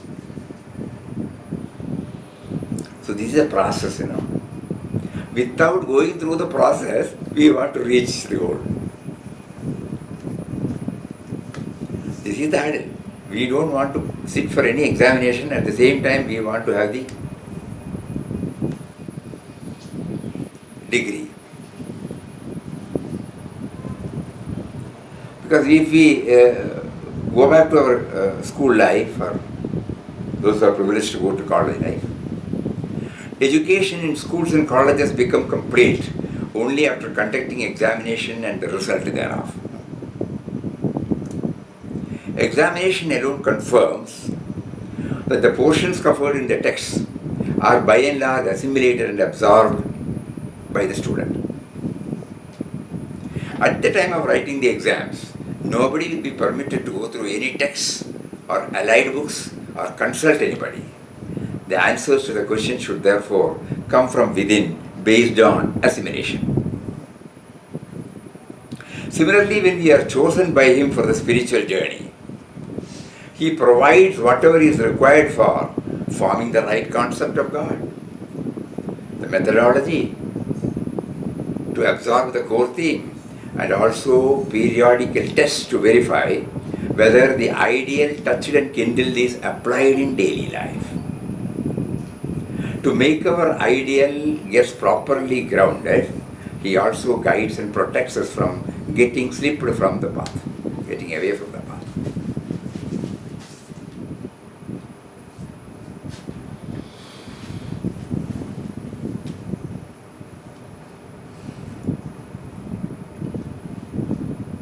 We are exhaustively going through the text. We want to find out the rationale behind everything. We should know this is still an intellectual process. To make it, to apply it in our daily life is on every one of us. Not after some time, no. From this moment onwards. Maybe the equipment is not ready, but when are we going to say that we will do it, we will do it? We have to do it now. We often remember the prayer of Omkarji Maharaj, where he says, now and here.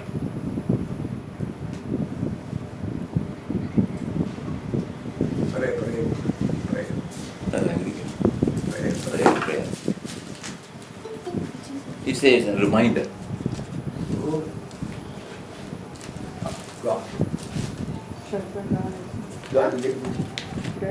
Nothing, people start coming, that's all. Oh, I admit it. I have to join it. Open for admission. Sanjay. I was there. Oh, I have to admit because it's not coming. Even I will do it. In the prayer, this word is there.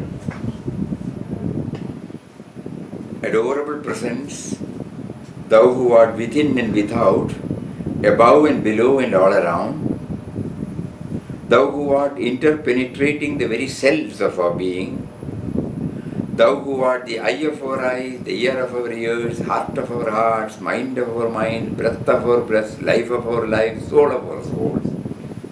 Bless us, dear God, to be aware of thy presence now and here. So this prayer should come.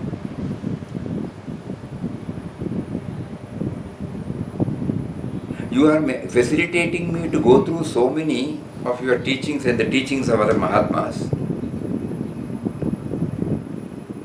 You have convinced us logically, rationally, intellectually, 100% clear now.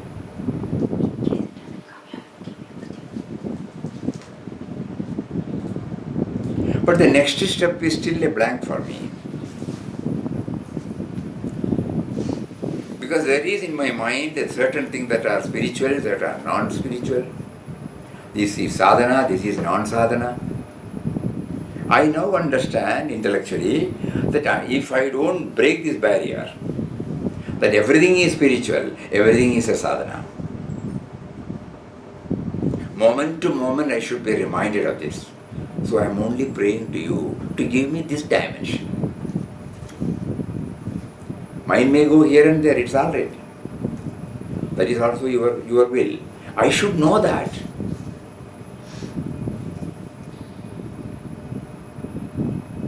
If you somehow make me to convince, then from this moment onwards, I may be able to bring in this dimension gradually.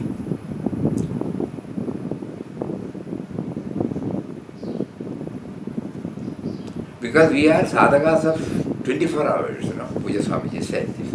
At that time we did not understand what he meant. Because in our mind there is a clear-cut demarcation. Chanting Ram Nam, bhajan, swadhyaya, meditation, all these things are spiritual. Rest of our activities are non-spiritual. How to blend? Because our, compared to the timing, maybe 10% or 25% or at best 25% of our waking time is involved in this labeled spiritual exercise, whereas the labeled non-spiritual exercise or life occupies our 75% of our waking time. This is the blunt truth. This is the struggle we are having. At least 50-50 if it is there. At times I forget, at times I remember. At times I forget, at times I remember. So that is when going through in quest of God, the whole, why finally he was awarded with that. In our life also from day one, the Lord is guiding, leading, protecting, testing us throughout. This reality is not known to us. If we become aware that He is there with us like a parent taking full charge of us, we are free from the burden of life.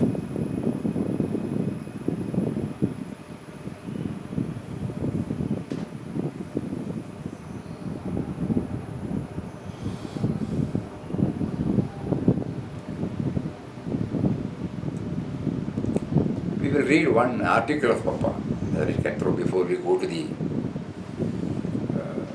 outpourings.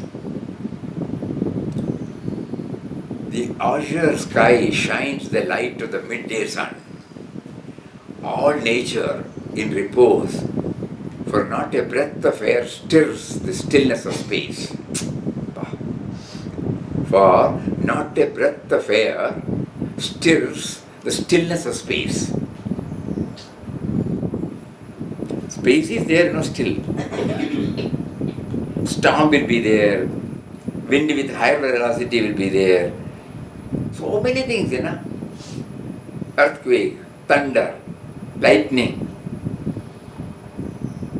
Does the space get affected? He says here.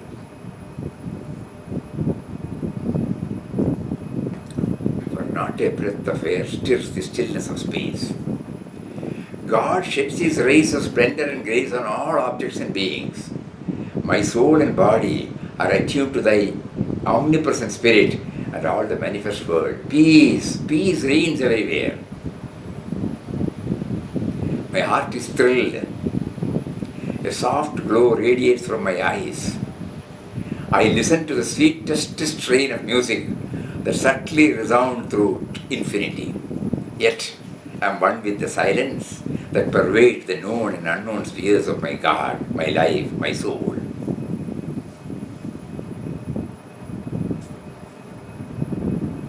I listen to the sweetest strains of music that subtly resound through infinity. Yet I am one with the silence that pervades the known and unknown spheres. I am amazed at the lavishness of Thy kindness and love. I feel them at every moment of my life. My whole being I lay at Thy feet, and like camphor burn it in adoration to Thee by the fire of my own devotion. All is Thine, O God, all is Thine. Why should I be grateful to Thee? Am I not Thy child, entitled to receive Thy care, love and protection? I have turned away from Thee many a time. Now I am settled at thy feet forever and ever. My gaze had been for various things. Now it is fixed at thy feet forever and ever. My spirit had wandered hither and there. Now it is attached to thy feet forever and ever. That means every time, there is no moment where the disconnection is there. Not in the way in which we have assumed, we have conceived in our mind of God concept or God remembrance. Please, we should think about it. When we say God remembrance, constant remembrance, there exactly we need some clarity. O my God of love and joy, I am eternally thine. Shall I say I am thyself? People may call me names for declaring so. I speak as thou hast taught me. It is the experience of thou alone has granted me. Verily, thyself and I are one. There never was a separation between thee and me. It was all thy Leela, thy inscrutable sport that once made me feel that I was far away from thee. My mother, my master, thy name be glorified. May thy benediction pour in abundance on our distracted humanity, bringing them thy ambrosial love, harmony, peace.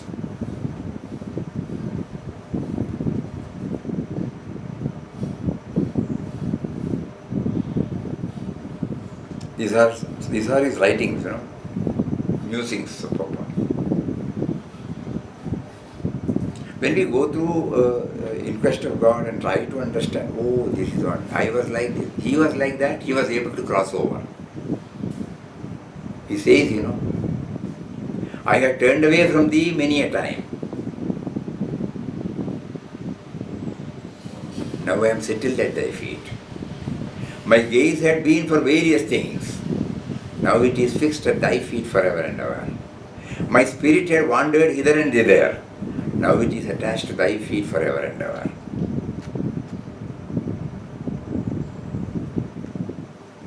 When we are trying to understand constant remembrance, through the lens of In Quest of God, we find it is not that, it is spontaneous.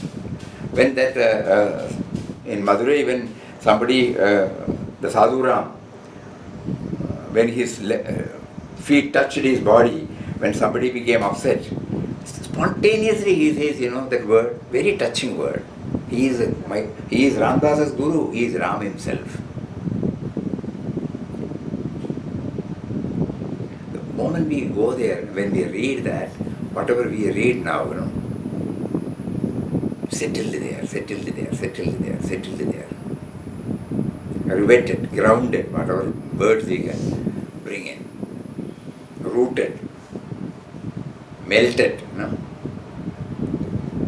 blended.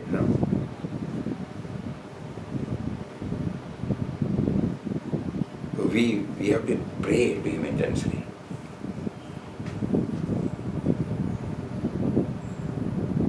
We cannot be free from the comfort zones. Some more words of Papa will read.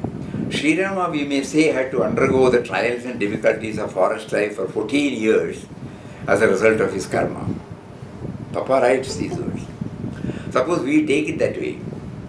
If karma had affected him, it would have made his life miserable. When he was wandering through the forest without sleep for days, exposed to all kinds of dangers, video call ended.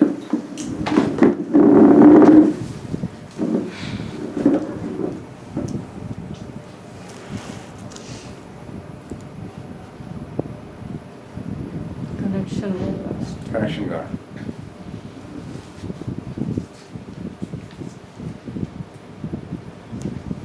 Adi Devigam, Adi Baudigam, Adhyatmikam. No, there are three Tapatrayas are there, which nobody can control.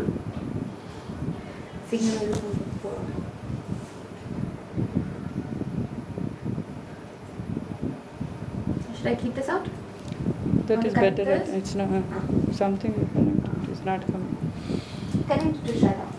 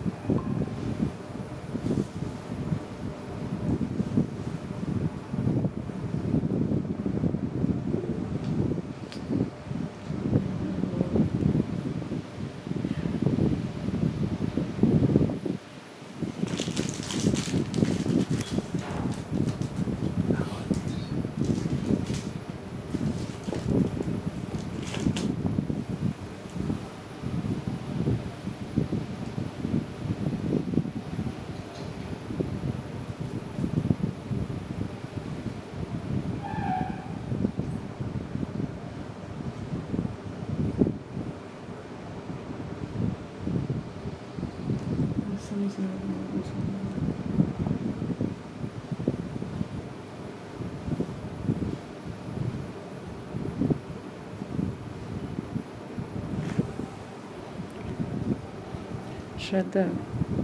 Oh, mobile. Phone is Yes, outside. he has moved. Okay. One person was. Yes, he has moved. Not moved now. No, Swamiji, it is on. Audio is on. Somebody. Sorry again for the interruption. Only Papa can answer this. Why he is bringing out. Probably he wants every now and then to pause for a moment. Don't go like this in Rajdhani speed. It is too heavy for every one of us. We will try. So Sri Rama, we may say, had to undergo the trials and difficulties of forest life for 14 years as a result of his karma. We may say. Suppose we take it that way. If karma had affected him, it would have made his life miserable. When he was wandering through the forest without sleep for days, exposed to all kinds of dangers and privations, he reconciled himself to them and took everything in the best spirit and was always uncomplaining, cheerful, happy. He teaches how we should submit to adverse circumstances without a murmur of complaint or resentment. He took everything that came to him in the right spirit.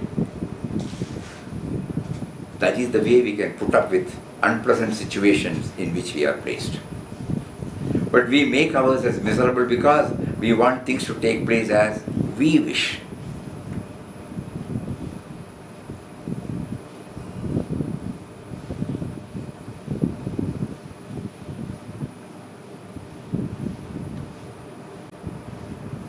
In all conditions, we should submit ourselves to God.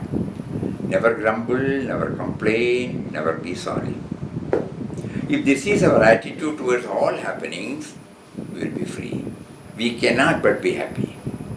On the contrary, we want everything to happen in our own particular way. This is the biggest hurdle, biggest hurdle. And our mind will list why we are taking that stand. A lot of justification are there. We will quote from history, we will quote from somebody's. On the contrary, we want everything to happen in our own particular way. We aim at success, victory, gain, honor, praise, and so on. If any reverse comes, we are disappointed.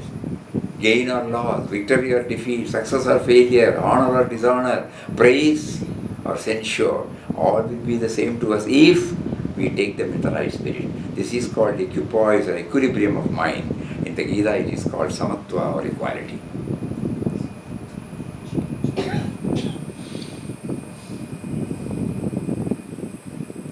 When we, from the bottom of the heart, when we pray for guiding us, as if he is coming before us and telling, did I not say these words? You have gone through and you have forgotten. You have kept it in your mind, not applied, that's all. In simple words, uncomplicated, absolutely uncomplicated, what we are read out now.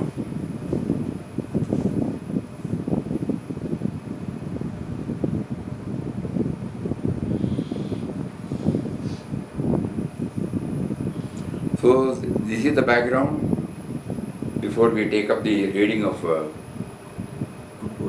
balance portion of what is that? Outpourings.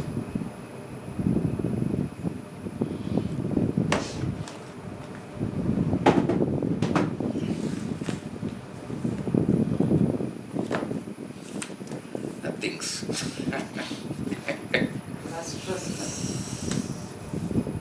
And then yesterday we were reading the words of inspiring words.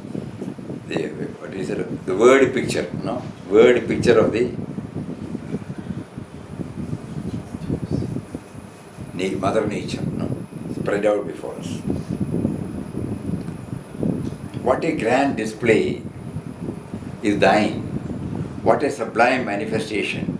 The vast sheets of water, the mighty ocean that dazzled in the sunlight like molten silver, bearing in their bosom a variety of animal lives of their own creation under the sea, they are all thyself.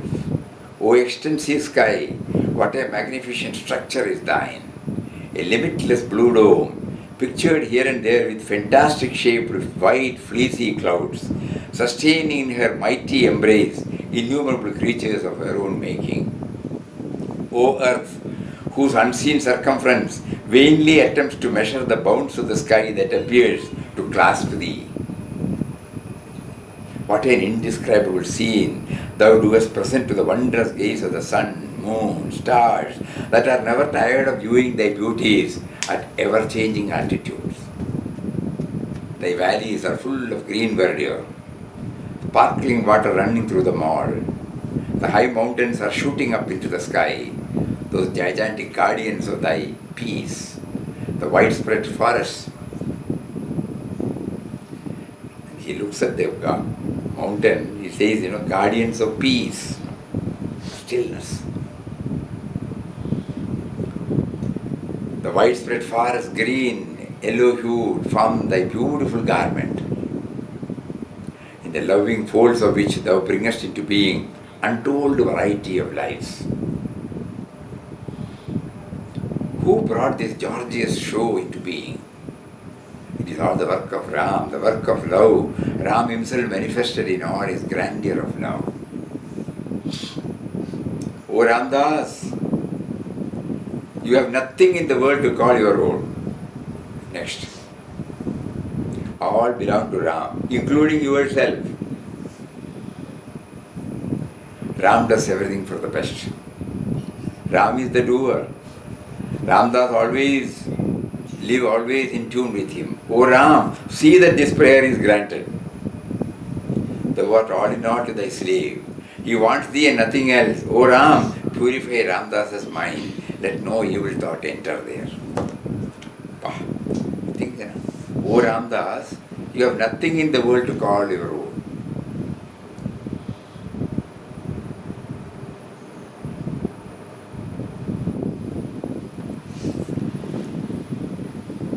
Not only the possession, even concepts.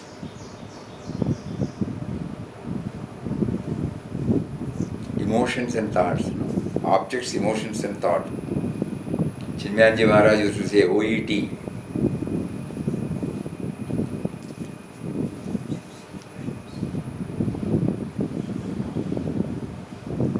We should not limit this word only to our possession. O Ramdas, you have nothing in the world to call your own.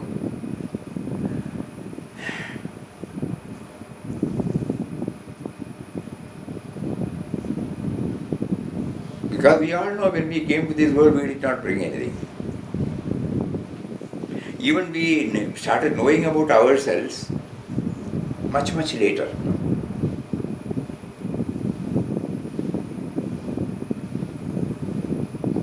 Only after coming to this field, which he provided, he facilitated, we started bringing out various concepts, likes, dislikes, ambitions, desires, everything.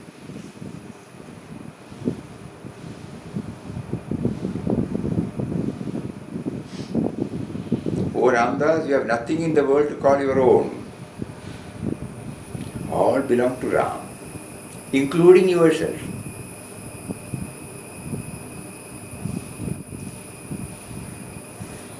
Ram does everything for the best. Ram is the doer, Ramdas. Live always in tune with him.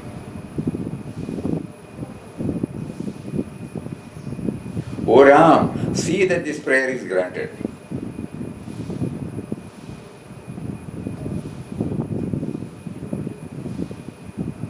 Makes us to think, suddenly the direction is changed. O Ramdas, O Ram. O Ram, see that this prayer is granted.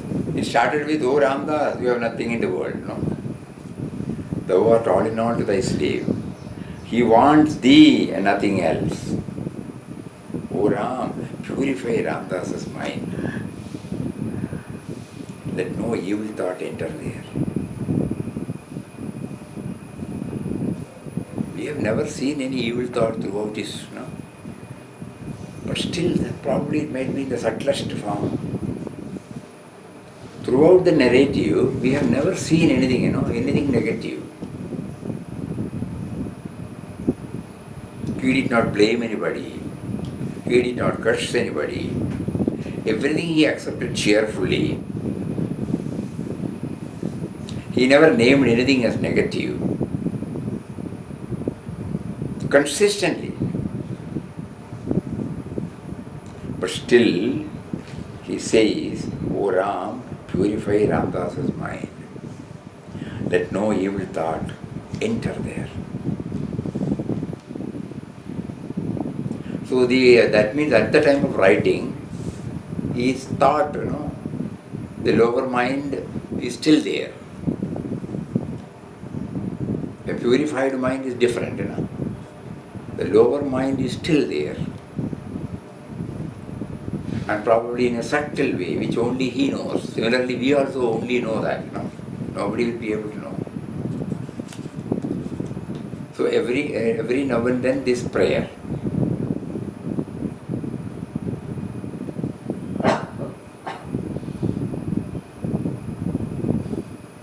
The purity lies in even writing this, After having explained to us extensively through 35, 37 chapters of his various experiences, since 37, stretching to nearly more than 6 or 7 or 8 months, covering about 500, 600 miles.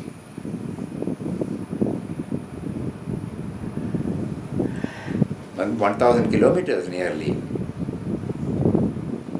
And nowhere we have found any mention about the so-called, down-pulling, Negativity. Negative down-pulling. Never, never. So, his purity lies bringing this, And he still feels there may be some, we know now, there may be not 1% somewhere lying in the bosom, which he was able to detect, and now he is praying. It is in the form of a lower mind. O Ram, thou art everywhere. O Ramdas, thou art nowhere. O Ram, thy will alone is supreme. O Ramdas, thou hast no will. O Ram, thou art the only reality. O Ramdas, thou hast no existence. O Ram, O infinite love, let Ramdas lose himself in thee. You are nothing, O Ramdas, Again he amplifies.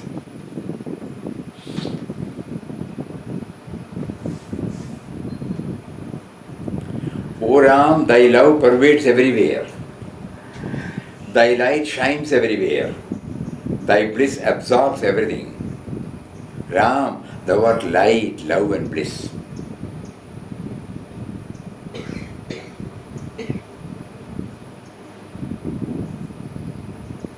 Here the light, we can take it as the awareness. That because of which, you all remember the dialogue between?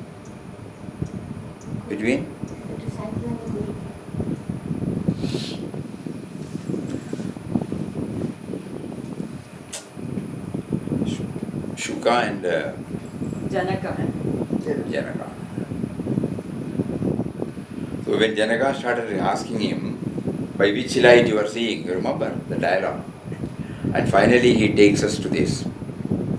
When he negates all other lights, then he says, you know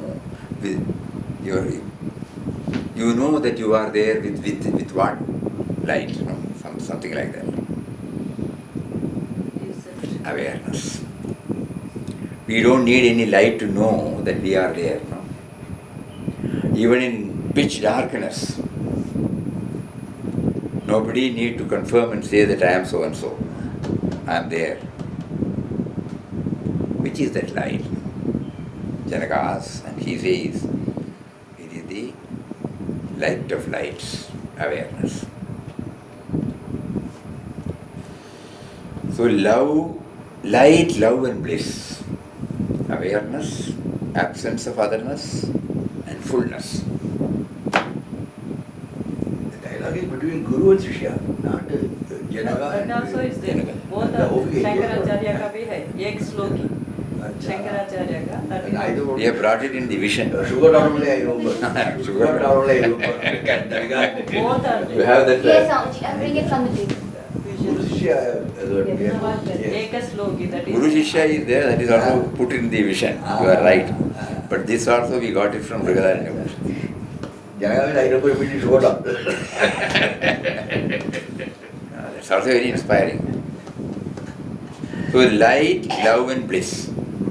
Light means awareness, love means absence of otherness, bliss means fullness. So these are some of the attributes through which we can mentally try to go nearer and nearer to him. No? Ramdas, thou livest in this light, in this love, in this bliss. Ramdas, thou hast no separate existence. Thou art free as love, as free as light, as free as bliss. Love all, shed light on all, share bliss with all. Thou art all and all thyself. Thou and all make Ram, the glorious Ram. Ram is one. Ram appears as many. One is real, many is false. One everywhere, and that is Ram. Ramdas, thy will is the will of Ram. Live only for the sake of Ram. Ram has made you mad of him. Blessed are you, Ramdas. Ram's madness means everything for you. For that matter, means everything for everybody. In this madness, there is no pain, no perplexity, no ignorance, no weakness, no sorrow, no hate.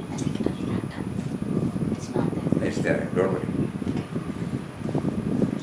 There is no pain, no perplexity, no ignorance, no weakness, no sorrow, no hate, no evil of any kind. It is purely made up of love, light, bliss, strength, power, wisdom.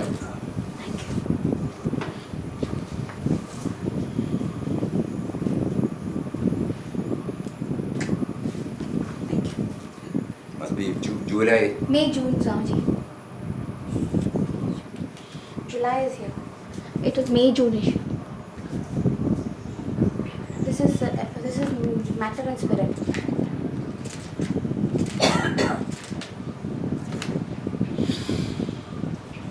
So, O Ram, thy love pervades everywhere. Thy light shines everywhere. Thy bliss absorbs everything, Ram. Thou art light, love and bliss. Ramdas, thou livest in this light, in this love, in this bliss. Ramdas, thou hast no separate existence. Thou art free as love, as free as light, as free as bliss. Love all, shed light on all, share bliss with all. Thou art all and all myself. Thou and all make Ram, the glorious Ram. Ram is one. Ram appears as many. One is real, many is false. In the previous one, he said all belong to Ram, including yourself. This answers our earlier query, This is spiritual, this is non-spiritual. This is sadhaka, this is non-sadhaka. Sadhana, non-sadhana.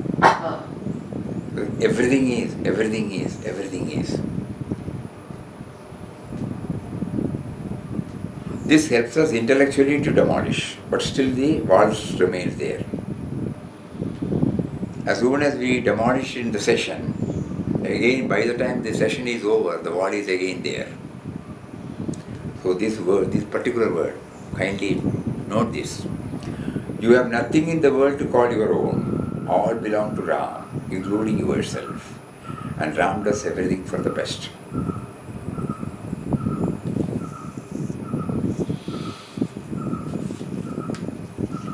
Live only for the sake of Ram. Ramdas, thy will is the will of Ram. Ram has made you mad of him. Blessed are you, Ramdas. Ram's madness means everything for you. For that matter means everything for everybody.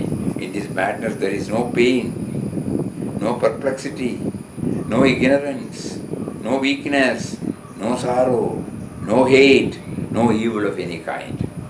It is purely made up of love, light, bliss, strength, power, wisdom, every good of every kind.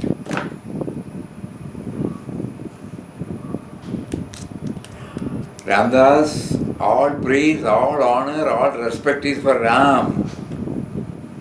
Because your speech, your act, your thought is all in the name of Ram, for the sake of Ram, prompted by Ram, acted by Ram, thought by Ram, listened to by Ram. Sure.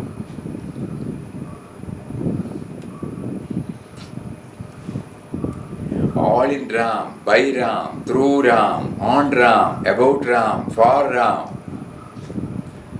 All Ram, Ram, nothing but Ram. Om Shri Ram, Om Om Om, Ram Ram Ram. This is madness of Ram. It is grand madness. Blissful, lightful, loveful, Ramful. Ramful, new word coined out.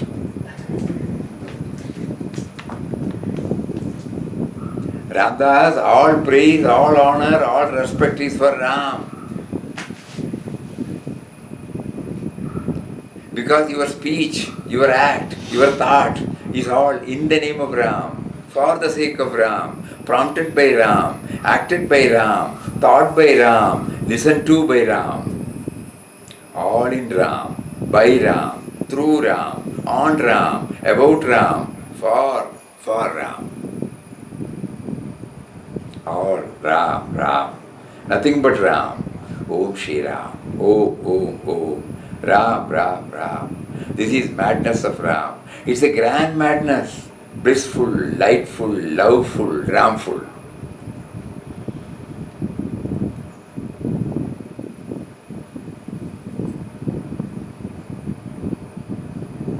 No thought but of Ram, no work but of Ram, no talk but of Ram. Talk in Ram, work in Ram, thought in Ram, silence in Ram, sleep in Ram, dream in Ram. Ram is in everything. Everything is in Ram. Ram is everything. Everything is Ram. Om Shri Ram.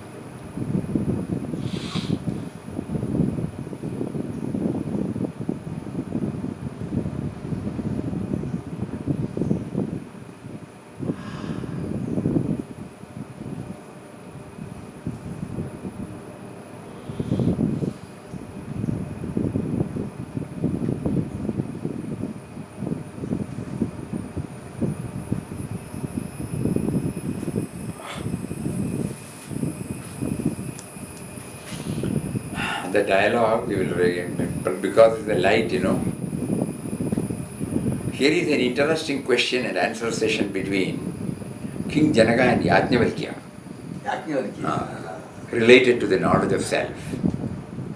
King Janaka, O revered sage, what is the light that illumines a person? The light that awakens and impels him to perform all that he does. Yajnavalkya gave a very straightforward answer by saying, the sun, O king, for it is the sun alone that is the source of all light, and it is for this light that man sits, moves about, does all his work, and returns. That's right, O venerable sage, but when the sun has set, what is it that helps man as light? The moon. It is the moon that is the light of the man when the sun is not there, was the reply of Yajnavalkya. All right, I agree. But when the sun is not there, the moon is also not there, then what is it that guides man as his light? Then Rishi Yajnavalkya replied, when the sun has set, the moon is not there, fire is our light. For by that we sit, work, go out, come back. See how by stage they are taking, that's also we should understand. I am all in agreement with you, said Janaka. But what then is the light when there is no sun, no moon, no fire? Speech indeed is the light when all these are absent. Even though we cannot see our hand in the dark, we can hear the voice and move forward, move onward towards that sound. Janaka was happy, but he had still one more question. He asked, O revered sage, when sun sets, moon is not there, fire is absent, there is no speech, then what is the light? The self indeed is our light. Yajnalkya is supposed to be his guru. Younger guru. Yes. Yes. For by that we sit, move, work, go out and come back. The self is pure awareness. Janaka was deeply touched by this, but wanted to know from Yajnavalkya more about the self. He said self, To which the sage replied, the self is the pure awareness. So the light is now, light reaches at the doorstep of awareness. First it was clinging on to sun, then moon, then fire, then speech, sound, and then now it has reached the awareness. The self is the pure awareness that shines as the light within the heart, surrounded by the senses. It is this self that is one with the soul reality, the Brahman. This self is free from desire, from evil, from fear. The man who, in union with the self, sees without seeing, smells without smelling, tastes without tasting, speaks without speaking, hears without hearing, touches without touching, thinks without thinking, knows without knowing, for there is nothing separate from it. Our subject-object relationship is not there. This state of not having another is a state of unity, one without a second, and that is the world of Brahman. This is the supreme goal of life, the supreme treasure, the supreme joy.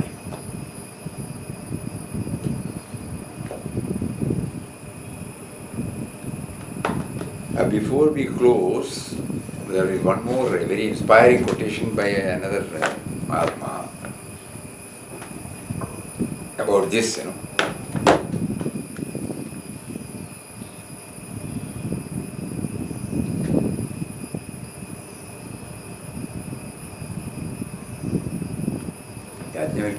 When Papa says light, love and bliss, kindly think about it. That is why all these things again he is bringing out. Not to simply read and go. He will not allow us to go.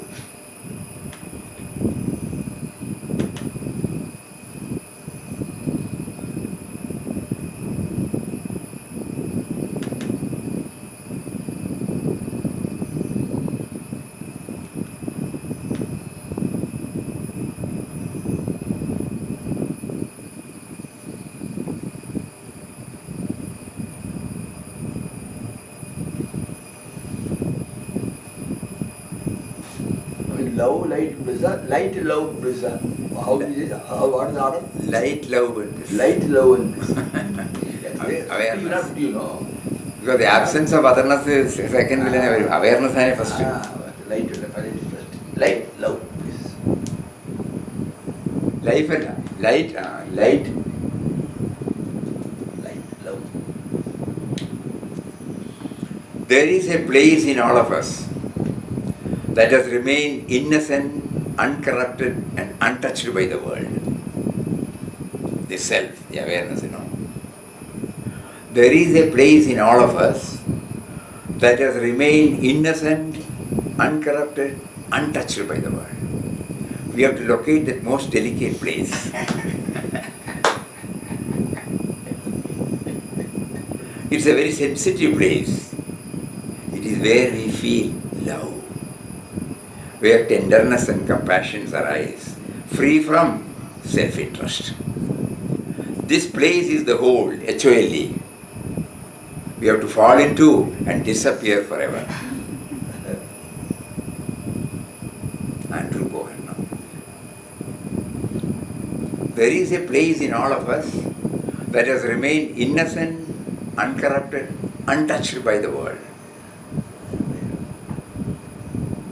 We have to locate that most delicate place.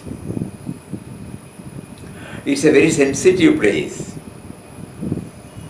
It is where we feel love, where tenderness and compassion arise, free from self-interest. This place is the whole where we have to fall into and disappear forever, merging.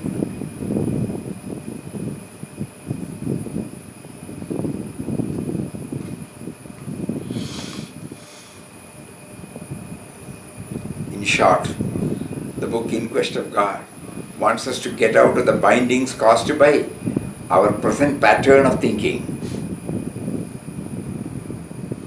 Our priorities, preferences, cravings, infatuation, and preconceived notions, and steadily move towards the awareness of the ever-present Lord of the universe in us, everywhere about us, and to place ourselves totally at His feet.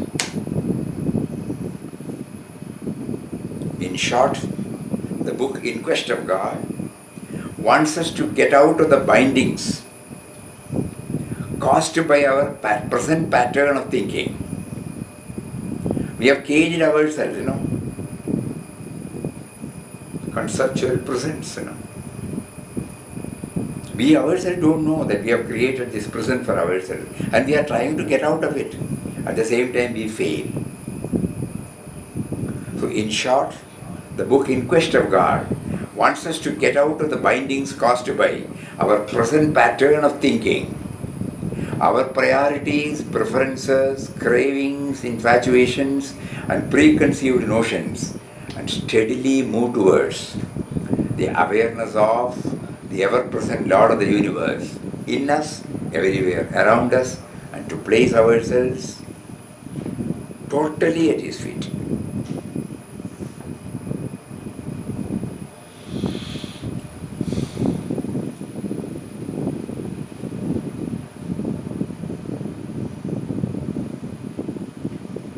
Yes, In Quest of God should possess us. No? That's all. We are praying to In Quest of God. Don't leave us, because you are keeping us on toes. The meaning of In Quest of God, there are two things: In Quest of God and the book In Quest of God. We are all in quest of God. Are we? We have to ask ourselves. If we are in quest of God, the book In Quest of God really helps us. Because the hurdle now, it is very clear. We have to get out of the bindings of our own. Only by that we will be able to reach Him.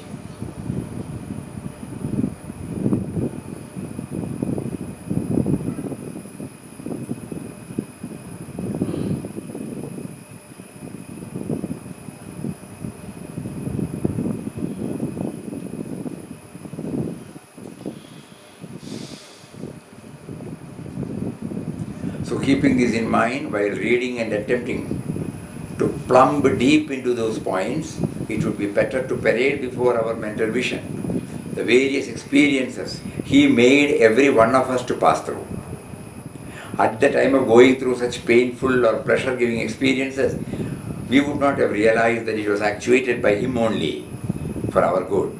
But now, with the dimension He has kindled in us through In Quest of God, we try to gradually realize the truth that His guiding hands have been there behind every activity done by us. That means, while reading and contemplating on the theme discussed in the book IQG, In Quest of God, we will not take it merely as a book authored by Beloved Papa narrating his experience, but we will see it as a manual for our spiritual journey and realize that the Almighty Lord gave us the field. What is the field? Our life, to make the spiritual values a reality in our daily dealings. Because Swami Chidananda Maharaj says, daily life is an opportunity provided for us to exercise the spiritual dimensions gained during our inner studies, reflection, japa, meditation. Our daily life is a testing ground so that each day our progress is really ours. We have made it our own by having tested it, proven it, possessed it. Until it has been tested and proven, it is not our own. It does not become part of us. This is what In Quest of God, teaches us. Every moment of his life, on 27th December, early morning when he left Mangalore by the train, till he came back, after that also, but for the sake of understanding IQG, we will say, we have seen now, till he reached back the Panchapandava caves, there was no vacuum,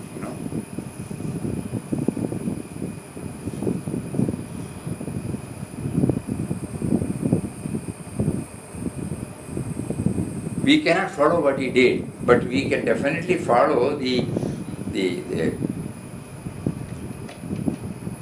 essence of what he did. Applying spiritual values in daily life. Ram put him on test. Every time he passed the test. That means this uninterrupted linking with God, connecting with God, becoming one with God, that was there, That's why, he wants us to feel that it is not a book merely authored by Papa narrating his experience, but we see it as a manual for our spiritual journey. And realize that the Almighty Lord gave us the field, our life, to make the spiritual values a reality in our daily life. So may He, who is seated within us and everywhere around us, who has prompted us to go through all these things, may He shower His grace on us